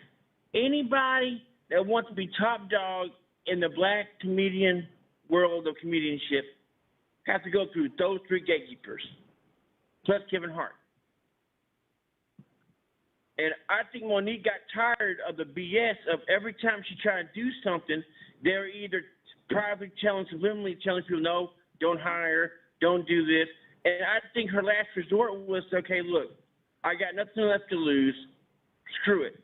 I'm going to record you catching you in a lie. And she did that. She didn't catch him in no lie. I think that's commendable to her to stepping up, saying, "Look, I don't care how much money you got. I'm not going to sit there and take that line down." That's the same thing with Cat Williams did on the Sharp Show. He outed these people because he's not afraid of them. That's the one thing that all these gatekeepers hate is that when someone rebels against them, they want to do that backstabbing routine where up front you're your best friend, okay, Kate Pasto, let's do-si-do, but behind the scenes, you know how it is in Hollywood. If they don't want you on top or better yet mid-card or high card or whatever have you, they'll do some dirty shit. That's been going on since the beginning of time. Got it. And So I think 708, do you agree with this caller? Do you agree with him? What are your thoughts?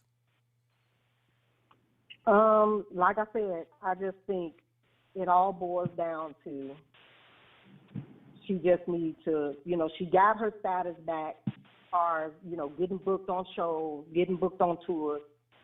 Just ride it, build back your own reputation. It's like this. It's like your mother used to say, show them better than you can tell them. Got it. You Okay. know what you worth. If they offer you this, don't take it. Don't take it. Move on. Move to the next one. Got That's it. all. That's and people keep saying that Tyler didn't apologize. Did they hear the phone call? He did apologize to her. I'm lost. I'm confused. They're saying that he didn't apologize. Did you hear him apologizing there? Okay, well, hold on. He dropped down. I wanted to ask some more questions, but he dropped down. Okay, and I guess, you know what? You're just going to be my co-host tonight. Would you accept that? Sure. All right, so that means that when people are talking, if you have questions, feel free to join in. Do you have a nickname or a name I should go by, or you want me to just keep it 708? My name is Andrea. Andrea? Okay, Andrea. Shout out, Andrea. Say hey, Andrea. Everybody in chat, say hey, Andrea. All right. Thank you so much, Andrea. All right, so let's go on to our next caller. You guys, please, let's get the likes up. We can do better. Let's make the goal to get to 500 likes. Let's get these likes up. Now, calling from 678, you are live on the air. Welcome to the Messy Sweet Spot, and we want to know your thoughts on the matter. Hello? Yes, how you doing? Hi. Hey, thank you for the opportunity. Can you hear me? Yeah, I can hear you really well. Okay, let me get started. No, I don't agree with none of these previous callers. The gentleman just hung up. Well, just dropped down. I somewhat agree with points he was making, some very valid points, which he did his research. The other two young ladies that was on the call, I wish they had did their research before they came on the line before, rather than expressing their personal opinions and views. Because all you have to do in order to fact check the information is Google it. In other words, such as everybody stated that she accepted Tyler's offer as far as being paid on Precious. Tyler didn't pay her for Precious. Lee Daniels paid her, and she did it out of kindness of a good friend. She's Tyler. Well, I'm hold speaking on. in general. Okay, with Two ladies. 708, I'm just going to put you on pause so we can just hear him. But just stay right there. I'm going to put you on pause. Sorry about that, 678. Go ahead. You have the floor. Thank you. Yes. She accepted that offer from a personal friend of hers, which was Lee. And she accepted that $50,000 offer because of a personal friend of hers. And she did it with no complaints. And she did it proudly and to the best of her ability. Thereafter, then when they asked her to do extra activities as far as going out the country to promote the film, that's when she chose to spend time with her family because she's been away from her family. She explained all this on several interviews. She explained it. That's why she refused it. And then the only thing that they offered her was an upgrade on the hotel room.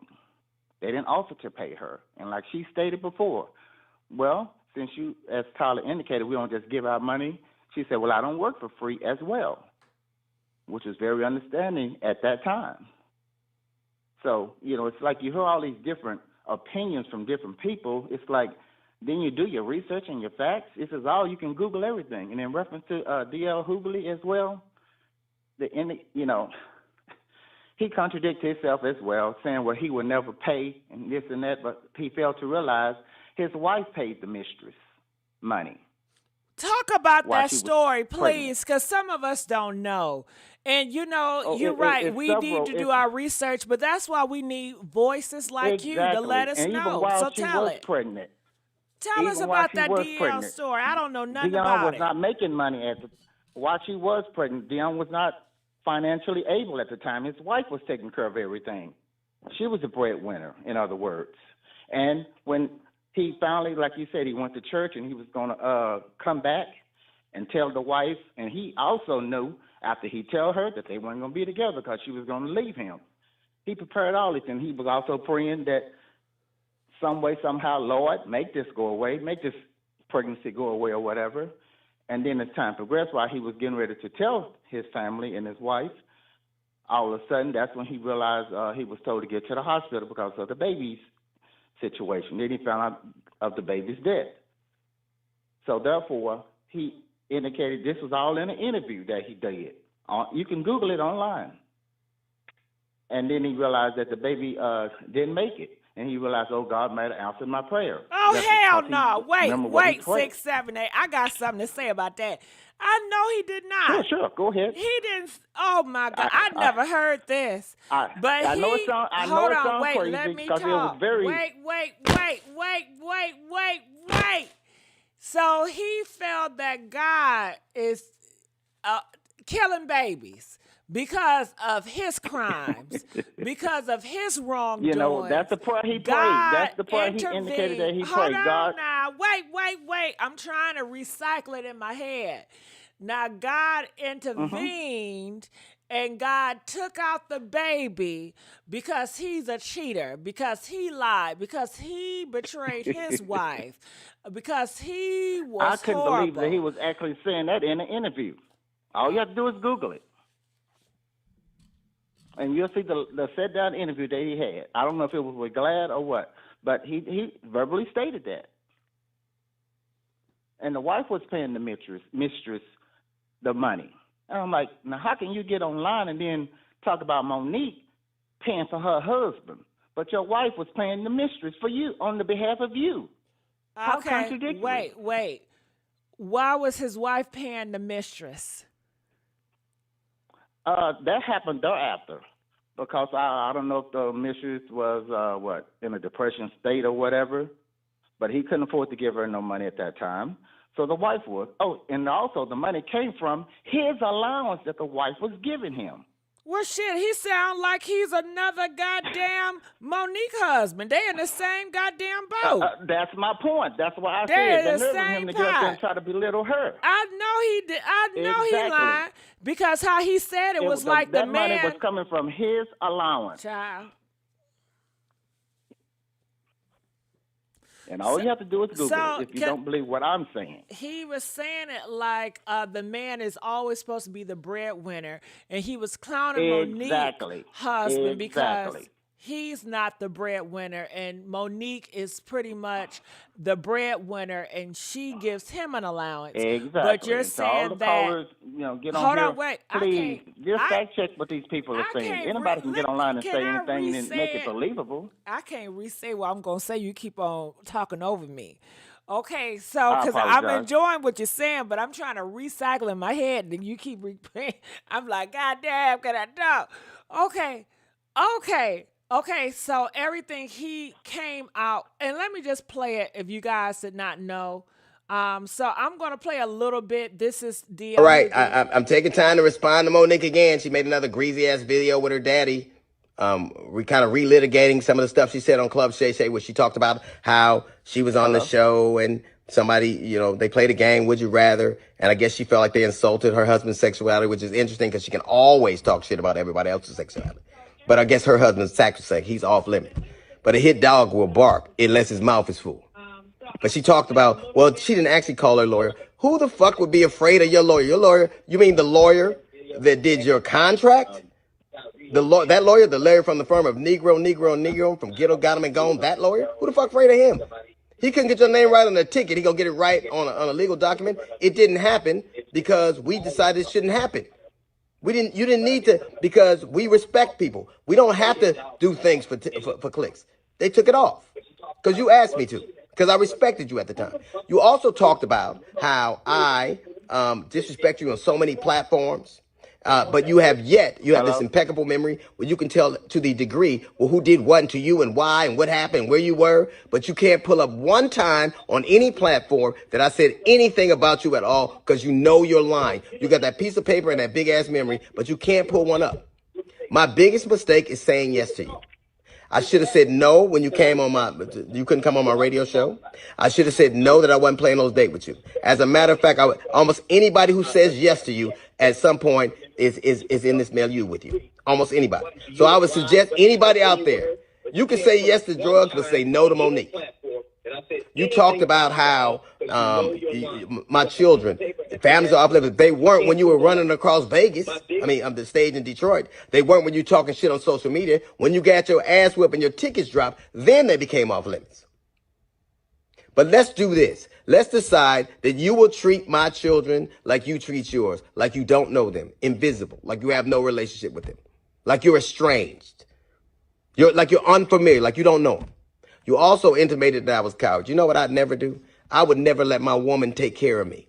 What? Now right there. He said he would never let his woman take care of him, but this caller says that his wife has been financially taking care of him.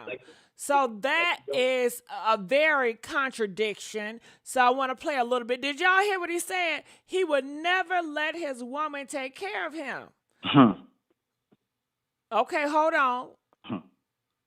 I would never let my woman get evicted from her apartment. I would never let my woman has to ask another man for money. I'd never do that. Can your old man say the same? Ooh, wait. Okay. 678, your thoughts. I just wanted to play that. Well, that just validates what I just stated. That's why it was hypocrisy. He put it out there for those that didn't know and don't do their research. They believe just, what they hear and go and run with it. But there are several interviews that he had talking about his mistress, his son's death, and the whole 9 yards of how he felt and, the prayers he was praying beforehand before he even told his wife, because he knew it would break up his home. And he was prepared for his family to leave him. But I ain't going to say... Well, unfortunately, the child did pass away, so, he felt relieved. And he also indicated that he felt like God answered his prayers. All right. I know Well, it's harsh, but those are his words. And the same with everybody's ridiculing Monique for putting that information out. All Monique did was went online and listened to the interview and put that out there. He did those interviews. He put that out there first. And all we do is listen to it and just repeat it. So he didn't put that out there about his daughter, being SM. He did that first. But when Monique did it, she just had a bigger microphone. well, y'all better stop telling y'all truth and just shut up. Yeah, because it comes back and bites you. Absolutely. Well, I thank you, 678. I appreciate you. Please call back. All right. 708. Did you hear all that? Well, first of all, I never said that Tyler paid her for Precious. Tyler, no. Lee Daniels, I specifically said Lee Daniels was her friend. That's why she accepted such a low amount to do the movie. Tyler Perry and Oprah Winfrey are the ones that chastised her for not doing the press tour for free.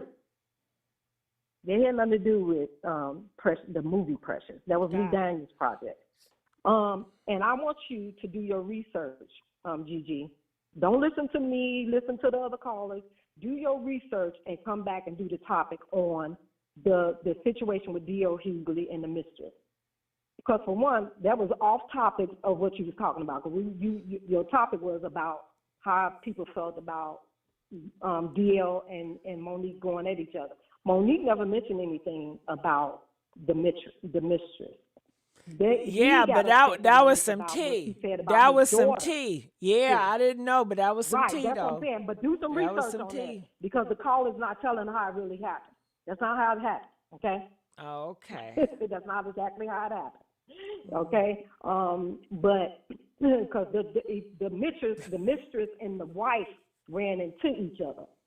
Okay. So just do your research on it and then talk about that. But Monique, what I'm saying is Monique, the wife had nothing to do with D.L. Hughley and Monique's deal at that event. Just like the daughter had nothing to do with that. Just like D.L. Hughley shouldn't have been bringing in Monique's husband, saying she pays him and all that stuff. Both of them was hidden below the belt. They were bringing in people that had nothing to do with him and her. You see what I'm saying? The daughter had nothing to do with that. Why did they bring her in it? So that's all I'm saying. Yes, she has. D.L. Hughley is not perfect. By all means, he's not. He does his shade, he does his stuff, but he does it more on the intellectual part of it. He speaks more intellectual. Got it. All right. Well, Monique's gonna put some cursing. Damn. Hold on. Wait. Hold on. Now, I just made a mistake and I exit a caller. I apologize. If we have that caller, call right back. That caller been waiting all this time and I made a mistake and exit that caller.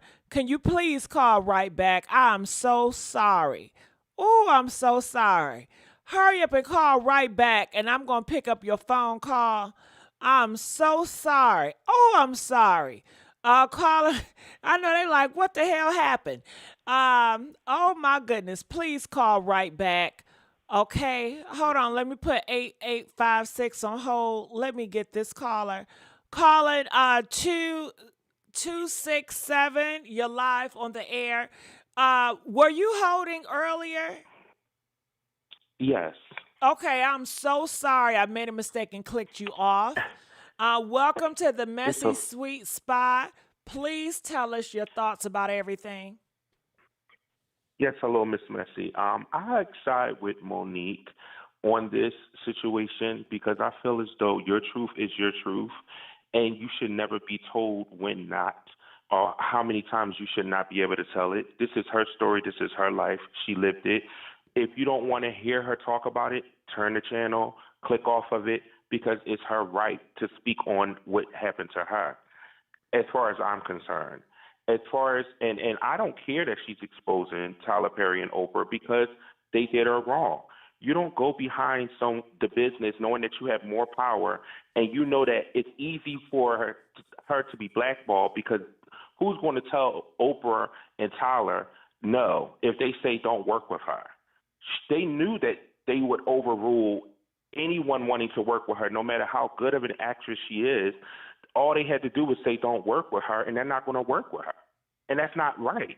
So when she called him out on it, he apologized, but he apologized with conditions, meaning that if I give you some money, not all the money, because who knows the amount of money that Monique could have made as an actress, especially being an Academy Award-winning actress. Who knows the type of deals that she could have, could have gotten? She could have made millions and millions of dollars on her own, with her own merit.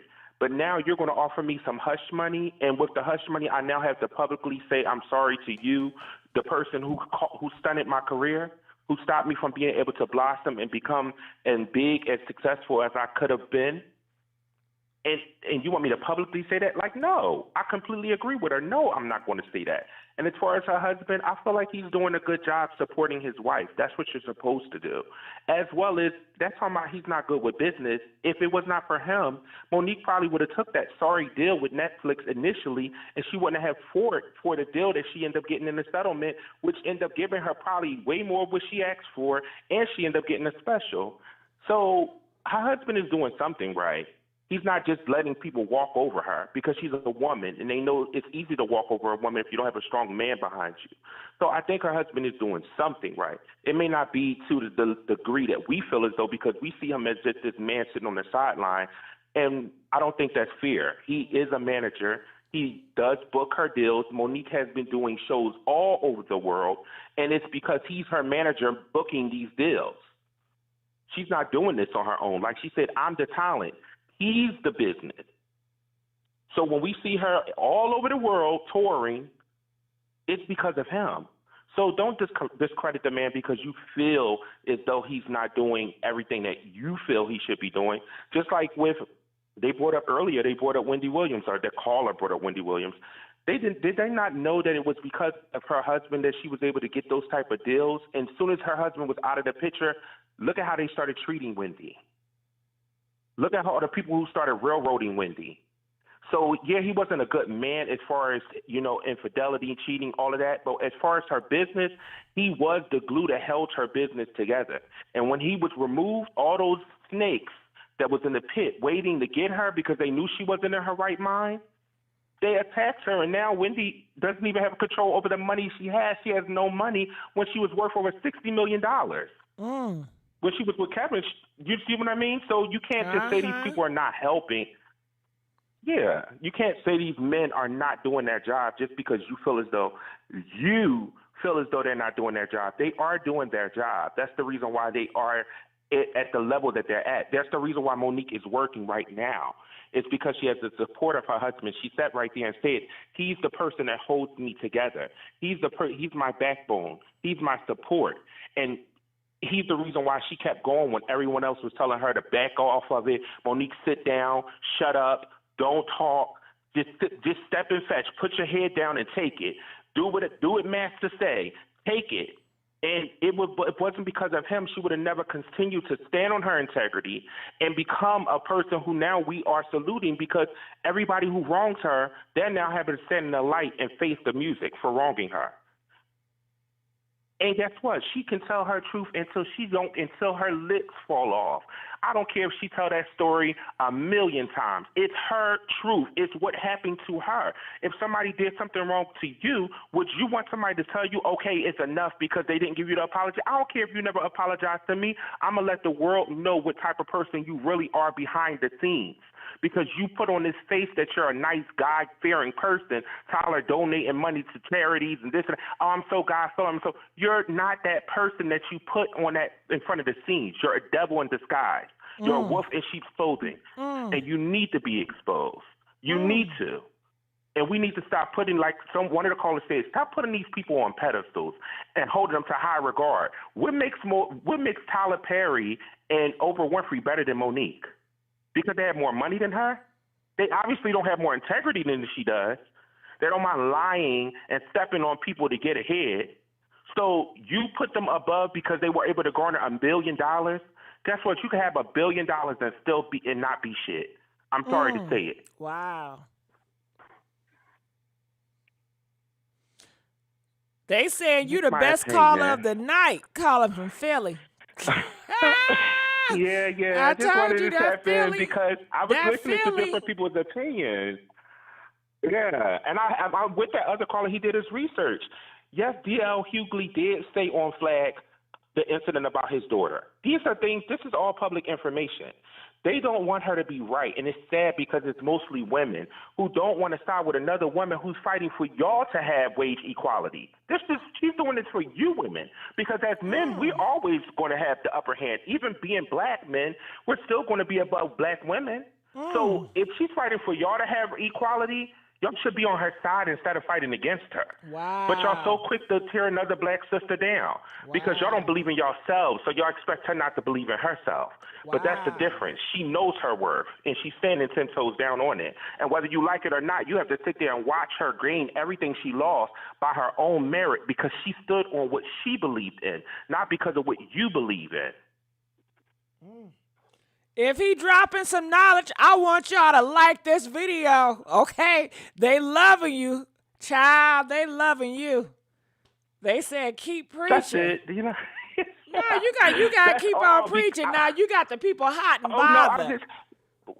I'm just because I'm listening to the callers, and I'm like, am I listening to the same thing? Did they not listen to that call where this man is literally telling her, yes, I will give you some money if that's all you want is money, but I need you to come out publicly and say that, apologize to me and Oprah? The people who pretty much stopped me from making my own money, you want to give me some hush money?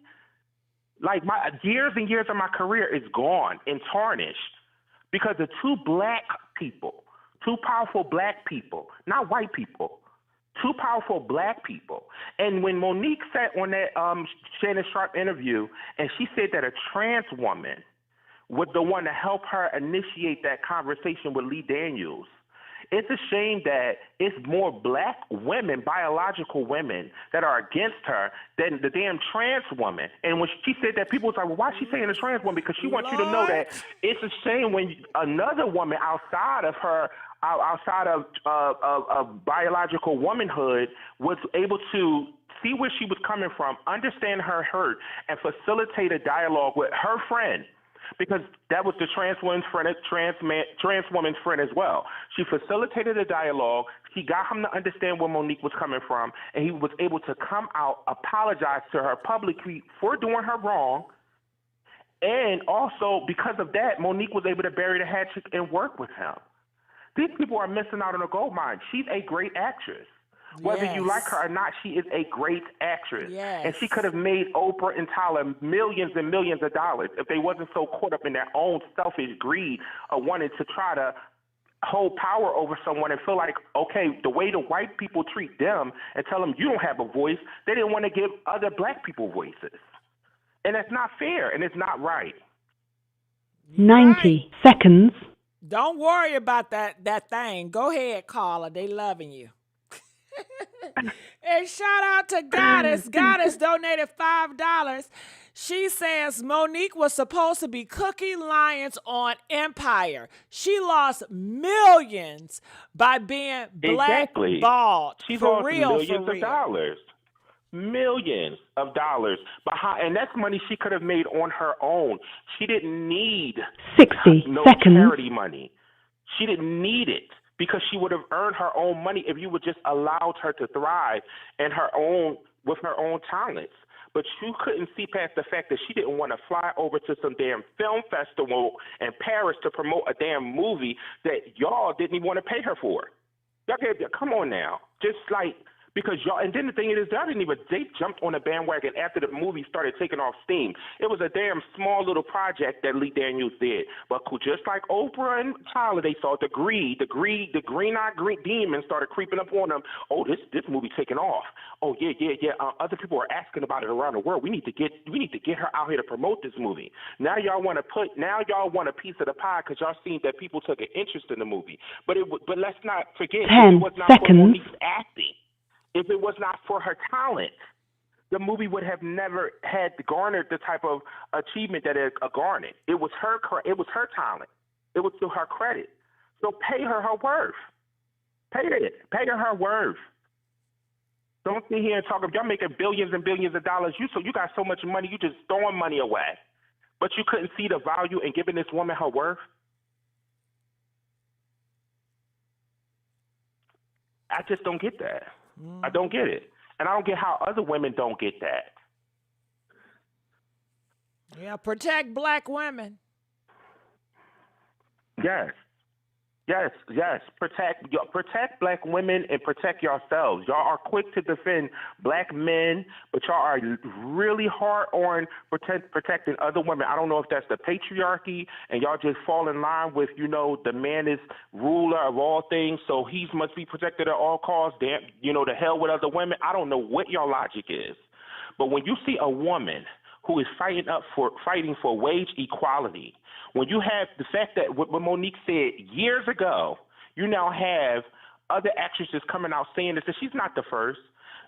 Viola Davis spoke about it, being one of the most decorated female actresses and not getting paid, with Meryl Streep and other actresses get paid, but she's just as decorated, went through the same process as they went through, went to the same schools as they went to, had the same awards and the same critical acclaim, but gets a fraction of the pay. And here y'all are telling her that she should have just took the money, just shut up, and took the hush money and let them people run around here lying on her and telling her that she's a difficult person to work with, when that has not been the case as far as her acting career. She's only difficult now because she's speaking up. And it's like y'all always want black women to just shut up. Just sit there and just take it. You're not allowed to have an opinion. Be lucky. Be lucky that someone even thought of you. And it comes down to a lot of things. It's classism, it's racism, it's elitism. Because they do feel like they're better than her. They feel like she is nothing. And because they feel like she is nothing, they feel like she should know her place and sit down and say nothing. But they can't stand that this little black girl from Baltimore got the nerve to challenge me, the Oprah Winfrey, the Tyler Perry. They can't stand it. That's really what's bruising their ego. Because she had the nerve, and the fact that she keeps talking about it, it really burns them up. Because there never is going to be a stain in that career, just like it's a stain in hers. Now she's putting a stain in theirs. For years to come, these interviews will circulate. Even when we're done talking about it, they're going to still be able to Google what Oprah and Tyler did to Miss Monique. They're going to be able to see it. So I love it. Girl, keep telling your truth. Don't ever let nobody, and it's for anyone out there, you never let nobody stop you from telling your truth. If someone hurt you and wronged you, you have every right to talk about it until the day you die. You never allow someone to have that over you. Period. Family members, friends, I don't care who you are, work. If someone wronged you, you have every right to tell your truth as many times as you want to tell it. Write it in a book. Tell it on the podium. Scream it to the mountaintop. It's your truth. It's your experiences. I don't get it. I just don't get it. I hope someone takes this and learn from this and apply this to their lives and learn from Monique. Because as many of y'all told her to shut up with the Netflix deal, now y'all got to all eat crow because Netflix end up settling with her. Now, Netflix could have easily drawn this out because they got long money. So they could have drawn her out until eventually she gave up. But they settled because they knew she was right. And there was things in that thing that proved that she was right, that she was being racially and equally unfairly paid. And they had to settle with her because they didn't want it to be a big, big deal. So they settled with her. They gave her what she was asking for. And through that, once she got what she was asking for, she didn't mind doing the work. Monique does not mind working.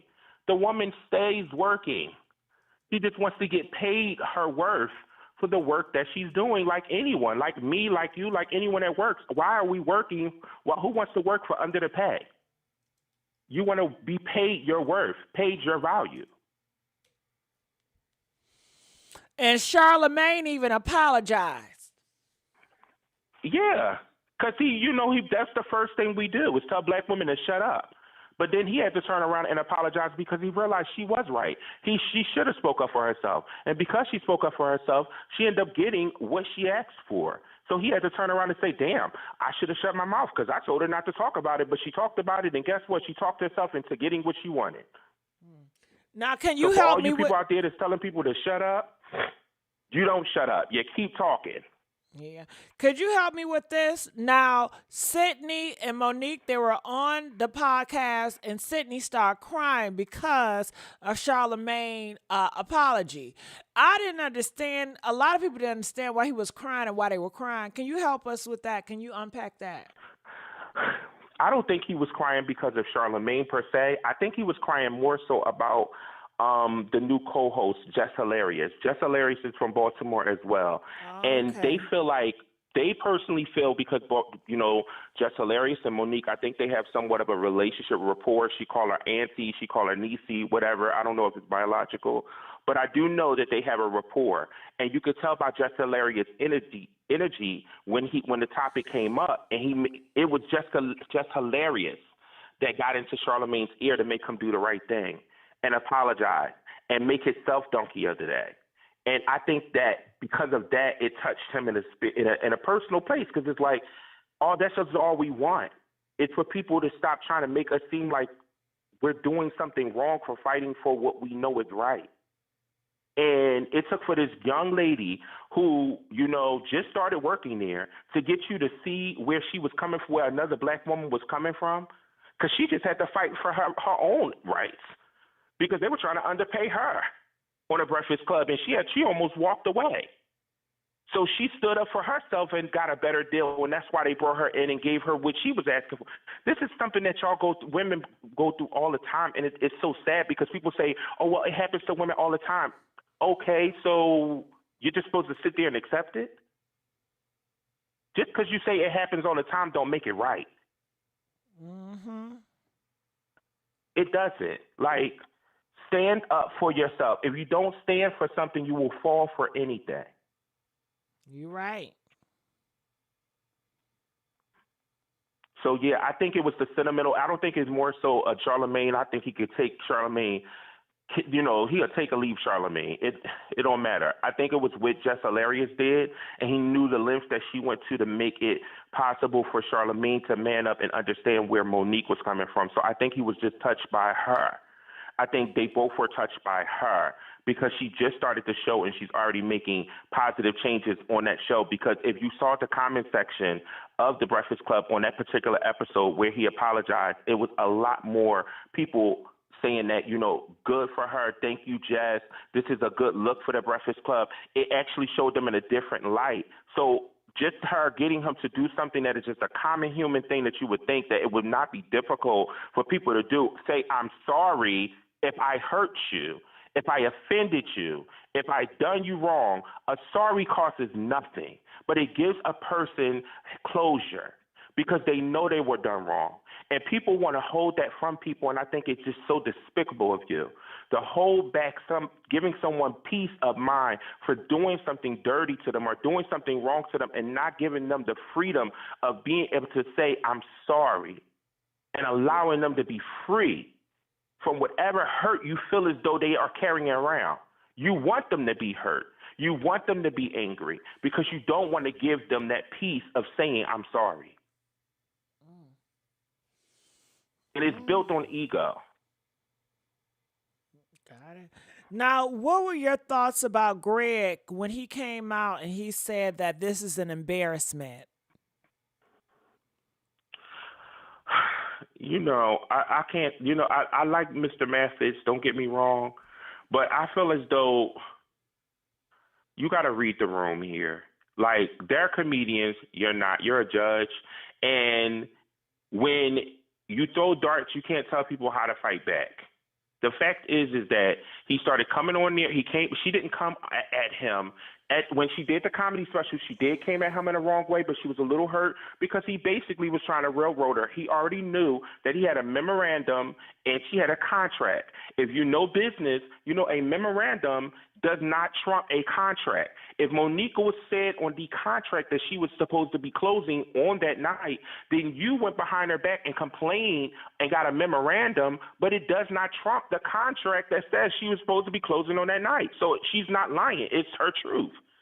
So when she got on the stage, she realized she basically called him out because she's like, you're not a man. You don't have balls, and X, Y, and Z. These are the reason why you don't have balls, because of what you allowed to happen to your wife, what you allowed to happen to your daughter. And Monique, I don't think, was talking to them per se. She was talking about him and what type of a man he is to allow these things to happen and not stand on that, just like he wasn't standing on the fact that he was lying about being the headliner of that show. You were lying about it. You were not the headliner. It's proof.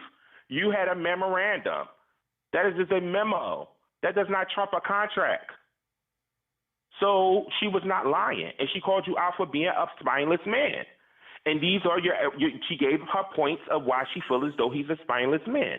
For what he allowed to, after he found out what happened to his daughter, the fact that man was still breathing air shows that you are a spineless man. The fact that you did all these things behind your wife's back and did all these things on your wife shows that you are a spineless man. So she was not really trying to hurt them. She was trying to express to him that you're not a good man. You're not a good man.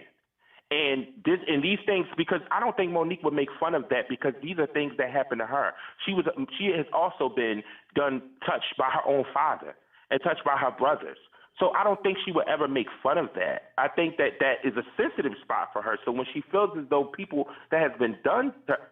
like that has been done to other women, other young black girls, it's a trigger for her. So that makes her even want to speak up more against it. Okay. That's how I feel. So I feel like, of course she was telling her truth, but of course, when a black woman speaks, she, attack her. She's not allowed to have a voice. So, of course, everyone's going to look at the fact, she's saying this, and she's saying that, and she shouldn't be saying it. No, I am going to say it because he said it. And if he felt as though it was something that he didn't want the public to know, he should have not said it publicly. Oh.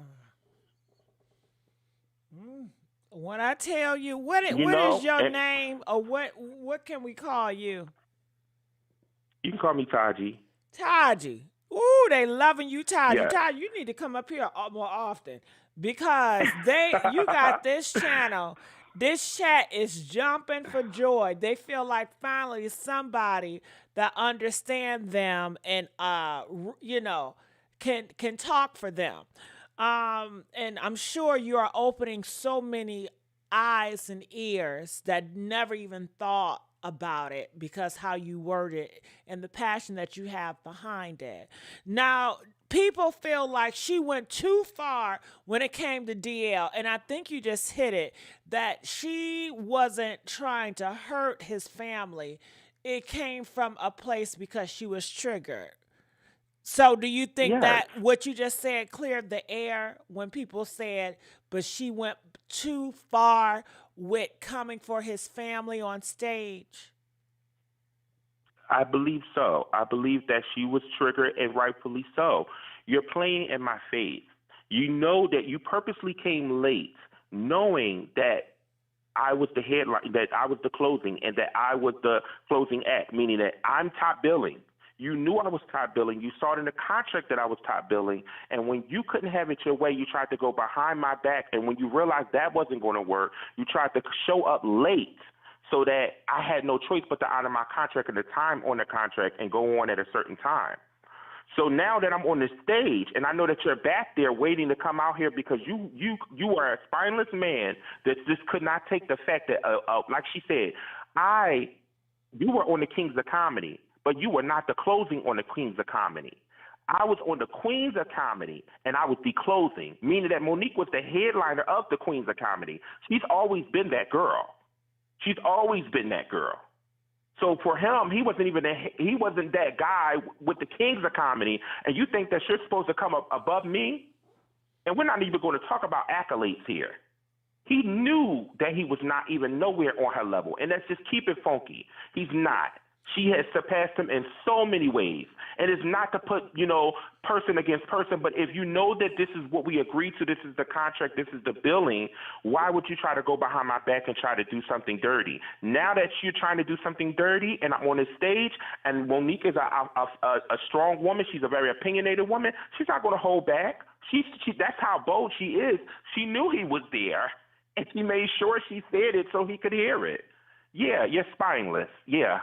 You're spineless and you're deceitful, and you're not a good man. You haven't been a good man to your wife. You wasn't a good man to your daughter, and you're not a good man in general. And I'm going to call you on it publicly. And I agree 100% with her. I agree 100% with her. Don't play in my face.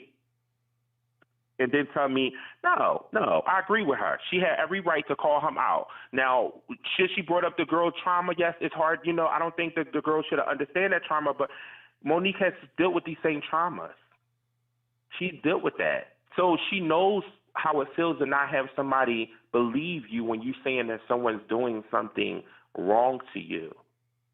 And I don't think he understood as a man what his daughter went through and what she's going to continue to go through for the rest of her life, knowing that she was violated. And it's sad that, it took for a black woman to call him out on that. I'm quite sure he understands now, because you want to come out calling her names. You want to go hit low blows because now you're triggered. Yeah. See how it feels when someone puts you in a pot of water and now lets you and cooks you like you tried to cook me? And he says he didn't speak on her. He spoke on her plenty of times. Plenty of times he spoke on doing when he was asked about, how do he feel about what Monique said about Oprah and the Tyler situation and the lead there. He spoke on it plenty of times. He had sat down and was asked, because they would ask anyone with a mind that would go against Monique. They would ask anyone that was interviewed, what was their opinions on it. And he gave his opinion on it, and he felt as though Monique was doing too much. That's what everyone thought. Oh, she's doing too much. What is doing? Y'all don't have to live. Y'all not paying my bills.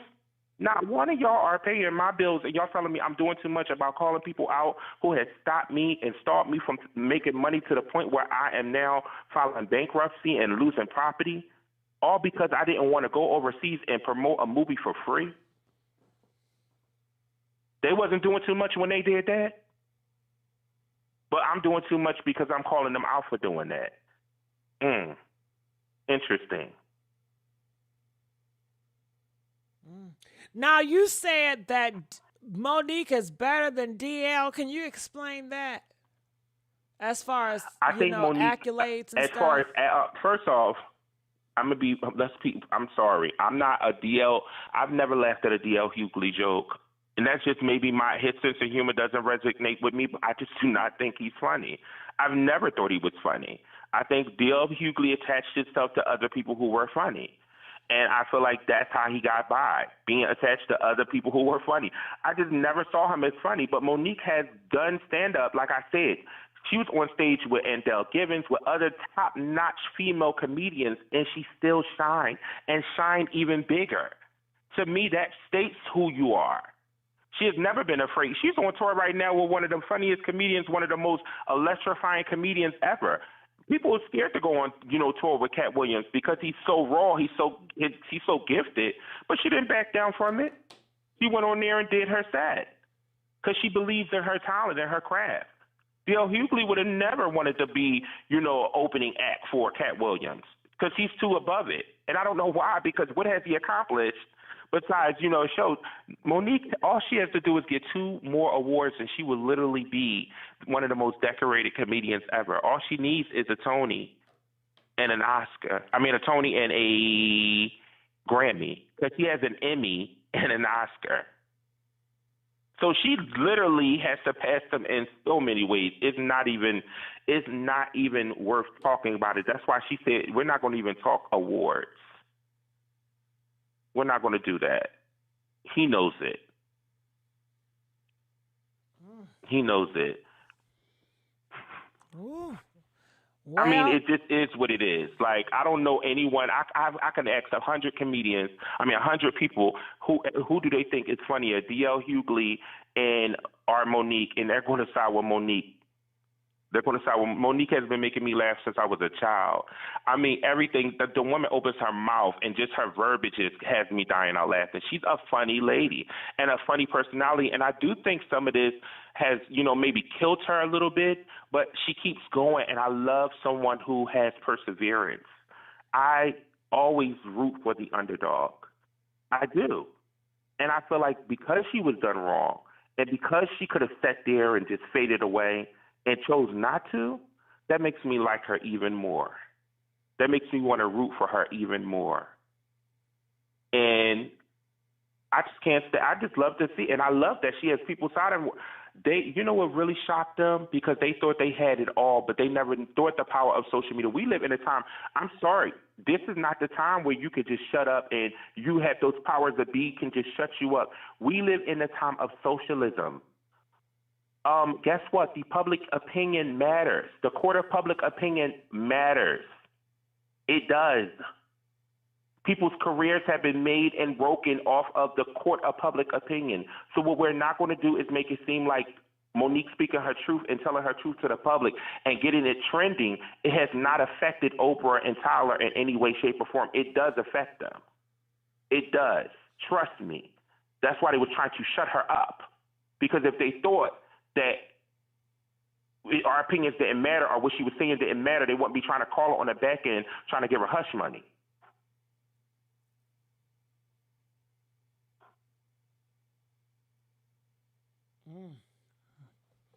Well, you dropped that mic.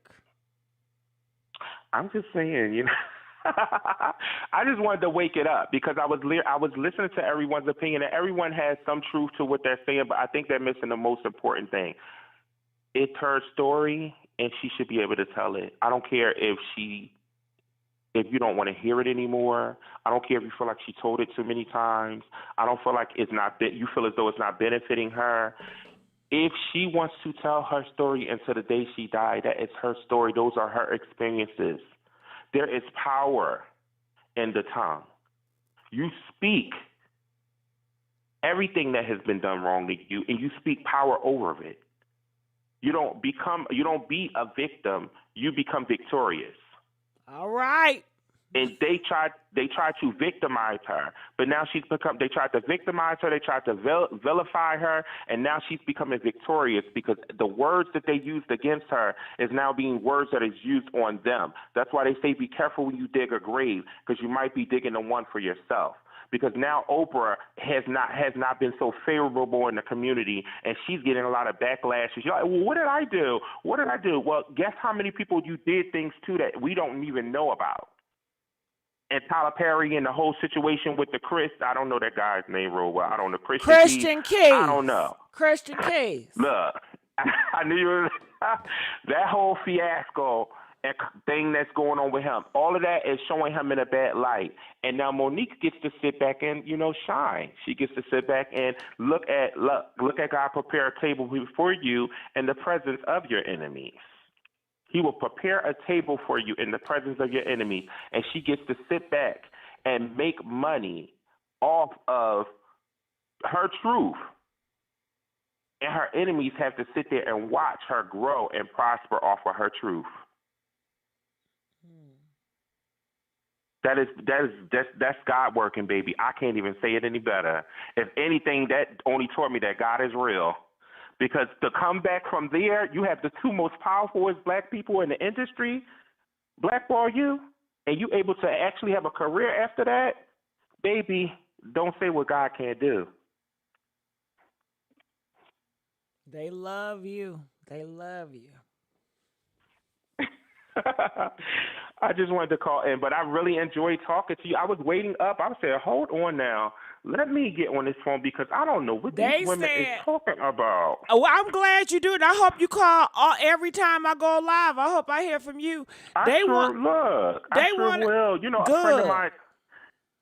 Yeah, I always get that. Even in my own life, I have a lot of friends who always say, John, you should, do like a podcast because They want me to date my other friend John, my other friend Carrie. I have tons of friends who are always pushing me, like, you should do a podcast. You should do this. You should do that, because you're so you have a wealth of knowledge, and you are so loving and passionate about the things you talk about. So they always try to push me to do stuff like that. But I'm more of an observer. I like to sit back and watch. Like, I'm on my getting ready to get up and go to work. So I'm listening to your podcast, and I'm like, are these women watching the same thing I'm watching, or why are they so against her? Am I missing something here? They want you to have a Hold up. YouTube channel. They keep asking me, do he have a YouTube channel? I need to subscribe to his YouTube channel. Child, you are a gem. Wow. I'm like, how can I keep in contact with your shit? Next time I go live, I want to have you locked and ready and loaded, child. I want, listen, what you think about that? Okay, you think it's a good topic? Shit, you got something special on you. Oh, wow. Thank you so much. No, that's really commendable coming from you, because, I mean, you've been in this industry for some time. Like, I could just only imagine the things you've seen on in front of the scenes and behind the scenes. So I'm quite sure you've dealt with, things on another level and had to play the game, and people get tired of playing the game. Sometimes you get tired of playing the game and you want to say, damn with this game. I'm playing by my own rules, and I'm going to curve and pass my own way. And I think that's what YouTube has allowed, podcasting and things like this, even like artists.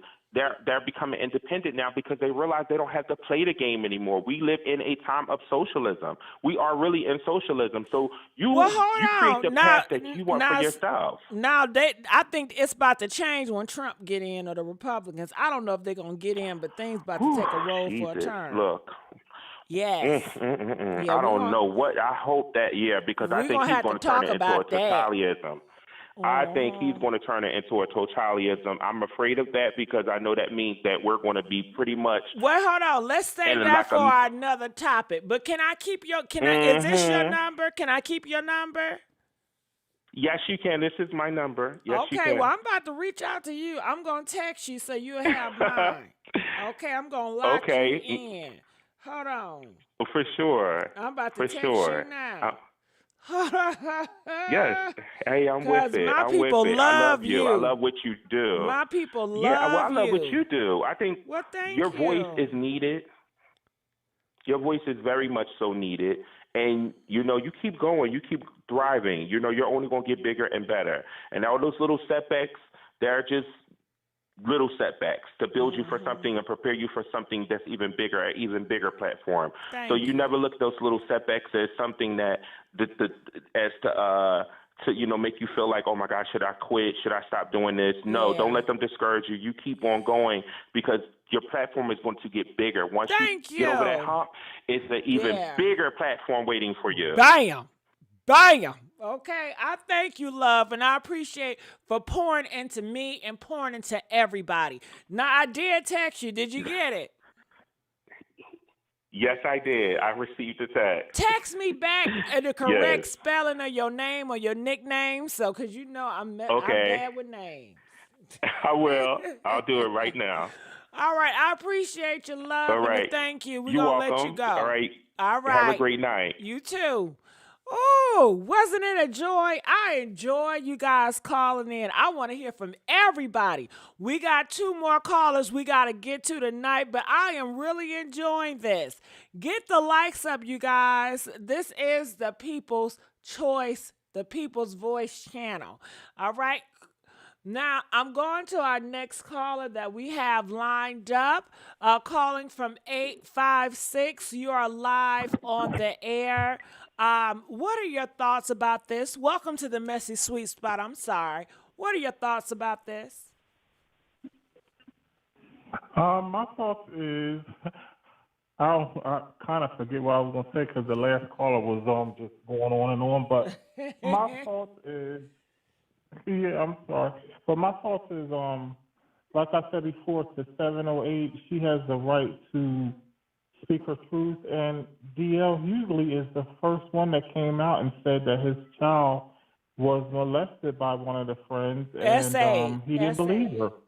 Yeah, S.A. And he didn't believe her, and Monique just repeated what he said because he had told people, and one, I do agree with what 708 said about the manager. He should not be her manager because I do think he's going to be her demise. And like the last caller said that he should be the manager. I don't agree with that because, for years we had to sit back and watch women lose everything over a man. I mean, if you go research, you see Mary J. Blige, her husband was the manager. He tried to destroy this woman and take everything she had. Wendy Williams, her husband was her demise also. Yeah. And after that, she just never could pull herself back after her husband tried to take everything she had. So a husband will bring you down if you allow it. I don't believe in, mixing business with pleasure. It should be separated from your husband, and your business should be totally separated. And but she has the right to speak her truth, and she's not wrong for speaking. It's no different if me and you was on a job and we're friends, but you going behind my back telling the boss lies about me and I lose my job. That's going to be very detrimental to me because that's my livelihood. That's my money. So that's what they tried to do. They tried to destroy her and lying on her, saying that she didn't, she was difficult and all that. That's her livelihood. This is the way she take care of her family. So, of course, she deserves an apology. Yes. She deserves it, and they need to apologize to this woman and try to make their wrongs their right because at the end of the day, that is her livelihood. Yeah. All right. Yeah. Well, I thank you so much for waiting, and I thank you for your patience. And I'm glad that you stood on, and I'm glad that your voice was heard. All right, so we're gonna let you go for right now. All right, so we are coming down to our last caller of the night. I hope you guys are enjoying this channel. Please like this video. We need more likes, you guys. Let's get to 400. Now, calling from 667, you are live on the air. Welcome to the Messy Sweet Spot, and we will want to know your thoughts about the matter. How you doing? Nice to talk to you.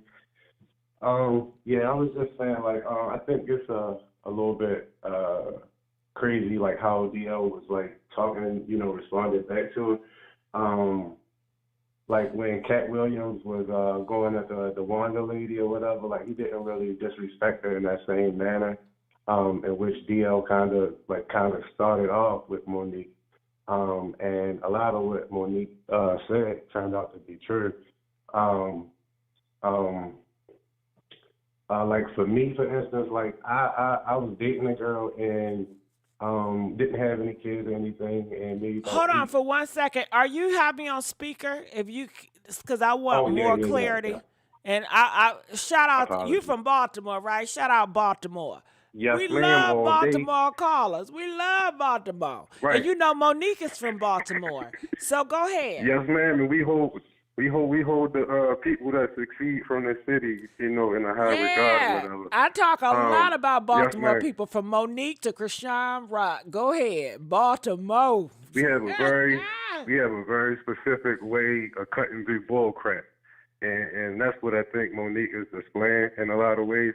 Like I was saying, I was dealing with a girl, probably was with her maybe 4 months or something like that, and ex, not even a girlfriend, but just somebody I linked up with, ended up getting pregnant and my first child, and I had to sit there and explain that to her, whatever. And if you think that she didn't sit back and try to do the math, you don't know black women too well. So, we had to sort through that, and I did my best to be there. I found out about my daughter when she was 2 weeks old. I'm sorry to hear that, but can we continue back on Monique? Because I don't know where we're going. Right, I'm just getting back to the DL and him allowing his child to die. Okay, we're not allowing, because he didn't have any. That's the thing. He didn't have any. He knew about the child. He did not have the DNA. After 2 weeks, I went and got my DNA done. You feel me? He did not have the DNA. He was trying to keep waiting until he could do the DNA to tell his wife about it, which was why he was waiting to put the child on his life insurance is what he said, is his life insurance or whatever. And I don't think it takes too much to remove somebody off of your life insurance, and you know the child is having complications. Why aren't you present? You know what I mean? In some way, form, or fashion, and you showing up pretty much when the child dies. Yeah, I'm You know, sorry. like that's that. very poor fathering skills. Yeah. And then for you not to believe your daughter when she comes to you and tell you that something happens to her, and you take the side of your friend opposed to your daughter, like I can't even imagine, you know, doing that to my daughter. My daughter, 2 years old, if she managed to put some words together to tell me that somebody touched her in some form or fashion, like that's crazy. So like, what? That's the end of the world. I want to know this. What was your thoughts about her apology tonight? I don't think it was an apology. We don't apologize. Like it's not. She was sticking it to him some more. Like she wasn't finished with him. You feel me? Like she already said like she wanted to get in the ring with Oprah. You know, like that they, you know, like what she did, she don't agree with. She don't like the person that she is. You know, she despises her, and I could understand because we've been looking at Oprah all these years, and we kind of give her this persona like she, you know, the best of the best, and she represents black people, and you know, she's going to give us a voice, and she does none of that. That's not what she does, and she Harvey Weinsteined up, you know what I mean, and she can speak out about Mo and her family, but she's not bringing Harvey Weinstein family in, you know what I mean, or nothing of that sort. She's not holding anybody accountable other than trying to make us look like fools more and more, whether it's a slavery movie, we can half talk, or whatever it is that she's doing. It's nothing to represent black people in any positive light whatsoever. So why is it that she gets this personification? You know, I find that weird, you know. So, but now that, you know, we getting to understand who she is and what she's made of or whatever, which isn't too much, you know, it's kind of easy to see what we've been watching for all these years. DL was never funny. I've never laughed at DL ever in my life. His radio show might be on, and I've never heard this guy ever say anything to me that made me laugh in any type of way, ever. So I don't understand how he even get anything like he did. People trying to put his name next to Bernie Mac. Like, this man is nothing. There's nothing. This guy's a nothing burger. He can't even, he talk about her family. He's talking about her family. She, her daughter, and she can't see her. You see your family, and you still don't show him any type of love. Your wife, you lying to her. Your daughter, you don't believe her. Your other kid, you let them die. Like, what are you doing? What are you there for? Why is she with you is the question. You know, and you talk about if she paying her husband is doing what he's supposed to be doing as a man. She called him out on the stuff with his daughter because she said he was weak. He was a chump. He had an issue with Terry Crews, and he chumped up. He's a chump. He's not made of nothing. It's not hard to see, but people think because he got money that y'all give him all these props, and all the ladies want this and that, and they want somebody that has no morals, no principles. Like that's not where it's at, and we in competition with that. And then you wonder why the guys want to be like girls and stuff like that. Come on. Like, it's no point. Like, what is we fighting for? If money going to rule the world and money rule everything, like, what is we doing? Like, I don't let my boss disrespect me. Anything, if I could show you my phone right now, I'm cursing my boss out all day. He calling me to come into work Monday. Like, that's how it go. I'm not sitting back. I have dignity and integrity, and I'm not sacrificing that for nobody. I don't care about how much money. It's a new job somewhere. It's a new lady somewhere. Whatever, and that's how we gonna crush it. But I'm not gonna allow anybody to walk over me in any type of way, whether I got it like that or I don't got it like that. So I think that's just plain and simple. I think you're putting too much into how much money these people got and what you're willing to do for money. Like, I'm not doing all of that for money. Ain't no need to. There's more and more than enough money out there that he made.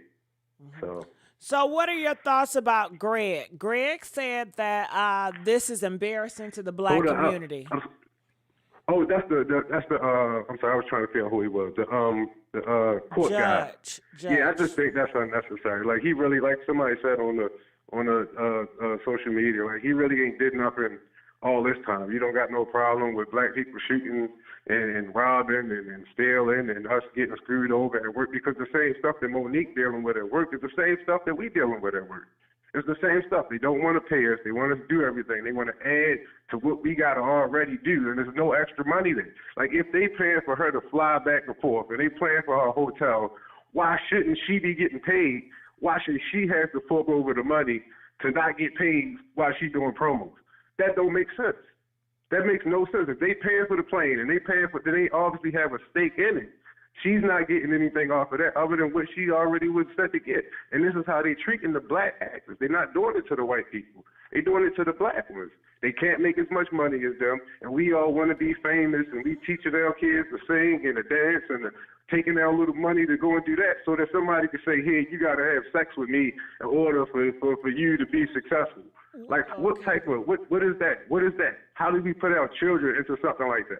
Got it. So what are your working thoughts hard for- about Stephen? Stephen Smith came out and says Monique is a bitter woman. You mean Stephen A?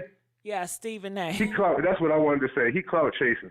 He mad at Shan. Like, I wanted to say something about Shan because I find it crazy because I don't agree with Shan all the time. I think like he was raised in a real specific way. It's not my way, but I can understand it. And it's not all bad. It seems like he appreciates the things that he got in life, but his and that's what Monique was saying to him, like he too thankful for everything in order to cause disruption. And that's the thing about Baltimore. We don't do that. We gonna cause problems. You know what I mean? And so Stephen A just hating on Shan. He wants some of the population, some of the popularity that Shan getting. He not getting, never had it, never will. And he getting older and older, so it ain't enough time. So he not adding up. So Shan doing his own thing. He branched off. He got disrespected from the white guy. And he stood on his own. He stood on his own feet, and he said, "This what I'm gonna do." And that same faith that raised him up is what's helping him to proceed right now. And as long as he getting that money and he keep it together, like I'm okay with it. He's from Baltimore. I mean, not from Baltimore. He played for Baltimore. I don't like how he critiqued our quarterback right now. But outside of that, like the man, you can't say nothing about his morals and stuff. You can't. He untouchable in that regard. He too old fashioned. You know what I mean? He's like somebody's grandmother for real. And then they trying to say he's a gay and all of this. That has nothing to do, whether he is, it has nothing to do with his integrity. You know what I mean? And that's That the was point that Mike they're trying to get Epps. at. And Mike Epps said that. the same thing. Nobody was talking. I mean, I know that was Mike. I'm saying they in general because it's not just Mike Epps. DL tried to call him Wendy Williams or whatever. I found that to be extremely disrespectful. Yeah, that was You disrespectful. know what I mean? So I don't mean that, but yeah, and I heard about Mike Epps too. But I'm like, that's wasn't nobody saying anything until he had Cat on. It was okay when Steve went on there. He wasn't asking the right questions. He not doing enough as a reporter. It was never none of that this whole career. Now all of a sudden that is blowing up in their face. Now everybody got something to say. Steve Harvey and Ari Spears, he dressing up like a woman. And everybody else like, come on, get for real. Y'all just scared because the heat to y'all feet, and now y'all want to get out the kitchen. You know what I mean? And that's what they trying to do. A bunch of people ain't nobody heard nothing from all this time. All of a sudden getting all of this attention. Like, come on. It can't be for real. Like, it showed that it's a collusion. It's a collusion thing. It's not Illuminati or whatever they want to call it. Like, it's clear that it's a problem. And Justin Bieber, he getting touched too, just like the rest of the black. Mary J. Blige and Foxy Brown and everybody else. Like, they keep touching these kids and stuff. Whether it's DL's daughter or whoever else. Like, why is all of these kids keep getting molested and stuff? Let's say SA. Why are the kids? I'm not. Yeah, completely- why I'm sorry, why I are apologize. the youth getting essayed in the entertainment? It's horrible and it's sad, and it comes from everyday regular life because these people were not born in the entertainment and they were essaying kids. And when you look in the community, it's a lot of that goes on. Just like Monique. There's a lot of gay people too in the community. That Monique was essayed before she went to Hollywood by her father, by her brother. Yes, ma'am. Oprah was essayed before she went to Hollywood by her relative, A lot of people were essayed before this Hollywood. So it goes on every day in your everyday neighborhood, and nobody does nothing about it in the everyday neighborhood, in the everyday black 100%. community. I'm not blaming in Hollywood. the everyday I'm just saying family. it's an ongoing. Yeah. And in Utah, it's legal. in Utah, it's legal they have child marriage, and you can marry multiple women, 30 women at one time. So yeah, it's sad, but it happens in the Middle East and Arab and the Muslim communities. They I mean, I practice don't mind child 30 women marriage. if they okay with it. It's just the children. That's my Well, issue. that's what If they you okay do. with being married with 30 They other women, okay. okay, but the men that get married with 30 women, they're not picking grown up women. They picking kids and they grooming them. Yes. So Yes. that's where it comes from, that religion, those traditions. Because if you look back in the past, grown men has always had eyes on kids. They didn't call it pedos back then. It was legalized. I So mean, I was born through it. this type of energy, this type of evilness has always been around. It didn't just come up yesterday. It's always been here and it's still here.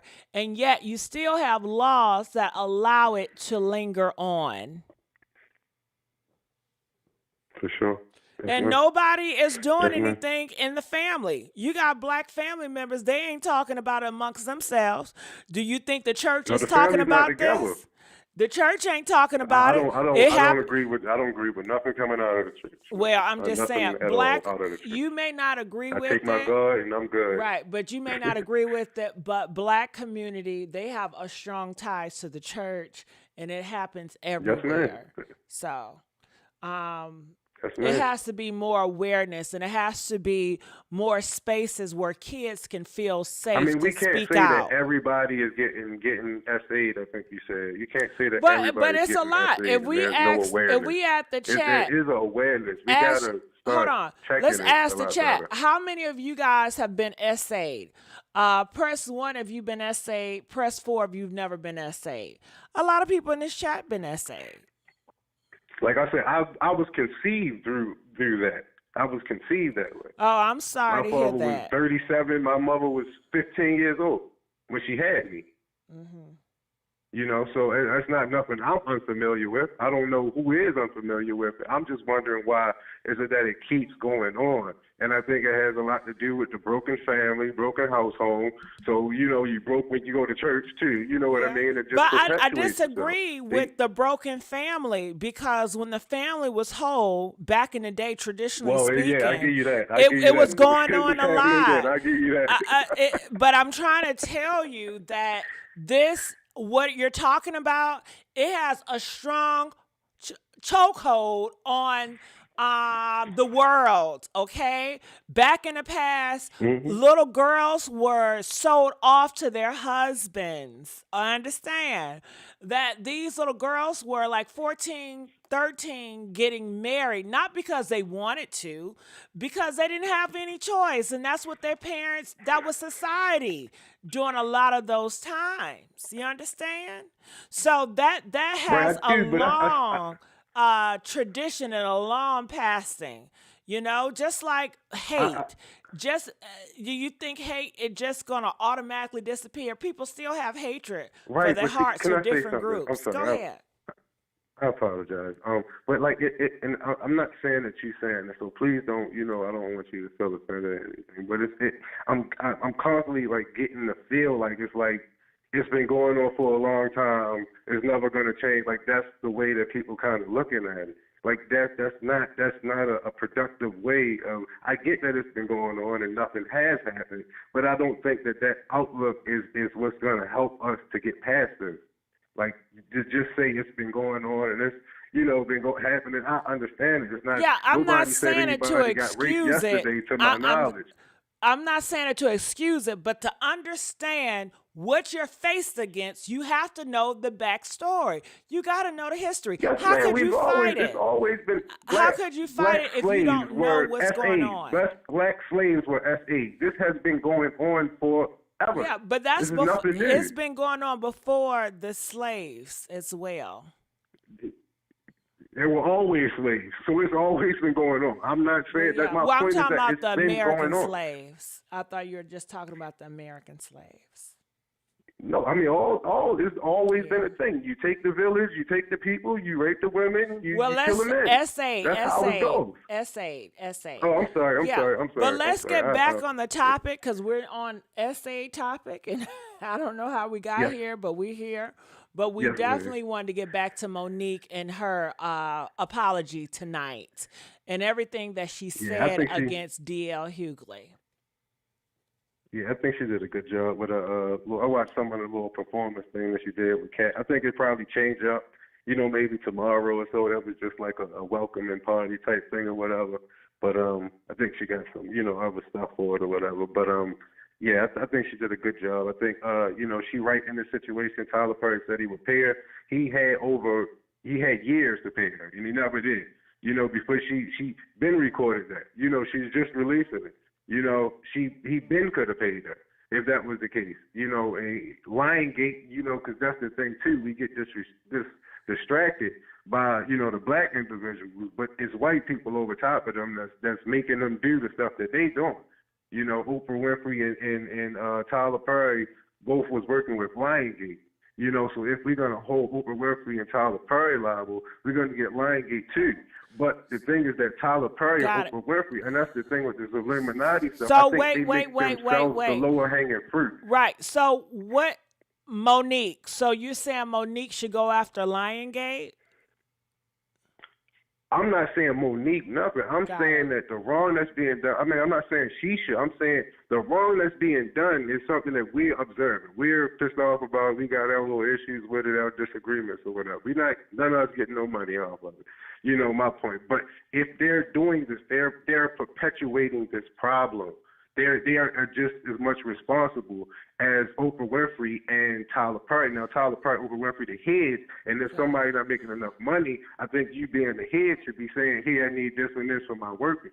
It's no reason they should be eating pizza at functions and stuff like that. But I don't think Lionsgate didn't lie to Monique. It was Tyler. Lionsgate is going to keep their hands clean. They're going to keep their hands clean. That's why you have an Oprah Winfrey to do the dirty work. That's what she's doing. That's what she's been doing. Got it. So you want Monique to go after Lionsgate. You don't like Monique going after Tyler. You feel like Monique should go after Tyler and Oprah all day. No, okay, but you want what I'm saying is that there's a lower, by them doing this, by them playing this role of being the mediators and them getting what the white people want done, they are making themselves to sacrifice. They're doing it to themselves. Got it. So what are your thoughts about the husband? The husband has to approve of that first, and I don't think her husband wants her to go after Lionsgate. Her husband is standing by her in the way that I think he should. Black women do not stand up for themselves. I've had to take black women to HR because somebody harassed them, to make them go because they don't want to go. Sexually, whatever. Somebody smack them on the butt. Why they at work? Why they at work? Excuse me, I say, why they at work? And I got to make them go to HR and help them report something that happened to them. That's how black women are. They don't, hey, it's nothing, oh, it didn't matter, oh, I don't want to mess up my money. That's all they know. They single black women, they don't want to mess up their money. You got to push them to do stuff, and that's how they are. They don't want to do stuff. So all he's doing is support her. He's not saying nothing to her that I wouldn't have told my girlfriend to go back and tell her boss if something like that happened to her. It's the same thing. He picking up where she leaving off. I had a girl do it before. I had to make the points for her. She didn't even know what points to make. I'm like, I see him do this all the time. From this girl to this girl. He's supposed to be supervising. Instead of doing that, he's sitting there sliding little quick lines to chicks and saying stuff that's offensive to him. Got it. They don't understand those things. They don't see it from the same standpoint. If I can't do it, he can't do it. You know what I mean? And that's how I look at it. Got it. All right. I gotta respect your body and your mind, and so do he. Okay. All right. Well, I just want to say thank you so much, 667. It's been a joy. Definitely a pleasure. All right. So I'm going to let you go at this time. I hope you guys enjoyed all the callers. I really enjoyed everybody that called in. Thank every caller. I thank every comment, every like, every share. Make sure you all are subscribed to this YouTube channel, The Messy Sweet Spot, so you guys can call in and voice your opinion on these matters. And I will see you guys tomorrow. I go live every day. Every day we go on live. So make sure when you subscribe, you hit that notification so you can get all notified. Okay? I don't know how I just said that, but I just said it. All right. Well, I enjoy you guys. I love y'all. And I'm about to go get me something to eat. I shouldn't be getting something to eat. I know I've been telling y'all I'm going to get on that Ozempic, but guess what? I got something to tell y'all. I don't want I'm not getting on Ozempic no more. Oh, Sean, you just called. Sean, you just not calling. Sean, we gon' rumble, Sean. I had the phone number up all night, and Sean just not calling. So the phone numbers is, gone right now because the time has came and went. But I will open up the phone lines definitely tomorrow. All right, so that's why I want you guys, when you see the phone number up, call in and get in line, okay? And definitely I will get to you. But yeah, it's some pills that I want to start taking. And these pills say they're going to stop my appetite. They're going to curb my appetite. I just took 2 pills today, but I'm still hungry. So maybe I need to give it a week to kick in because I'm still hungry. I'm not going to force myself not to eat if I'm hungry. I want these pills to do what it do. I want these pills to be like, I don't want nothing to eat. Like, I can't even stomach food. And maybe I shouldn't say that because I don't want to be too skinny now. I don't want it. Do you know how sometimes you want stuff and you get it and then you regret that you asked for it? I don't want it to be one of those things. I just want to lose some weight in certain areas, but I want to keep all my other weight, if you understand what I'm saying. Okay. So I'm substituting Ozempic with these pills that I got, and hopefully these pills work for me. You need to review Usher Super Bowl halftime before. Okay, D squared, I'll put that. Oh, tomorrow's Super Bowl. Oh, okay, listen. I'm so not into sports. Y'all know I'm not into sports. I'm not going to no sports game. My brother, my father, and all my brothers, they're all meeting up at the house. They're going to be watching the game. They invited everybody, but I'm not going because I don't want to watch no game. Okay, and I just rather not. I'd rather do something else. You know what? Most likely I'm going to be on here with y'all. Who going to watch the game? Press 1 if you going to watch the game tomorrow. Press 2 if you ain't going to watch the game. And I know people say I don't even care for performances, but I watch performances for y'all, but that's not my thing. I'm not into sports. I'm not into performances, honey. But I watch it for y'all. I don't want to be a party pooper. It's just those not my things. Yes, everybody talking about Usher halftime, but I'm really not into concerts, but I will watch it.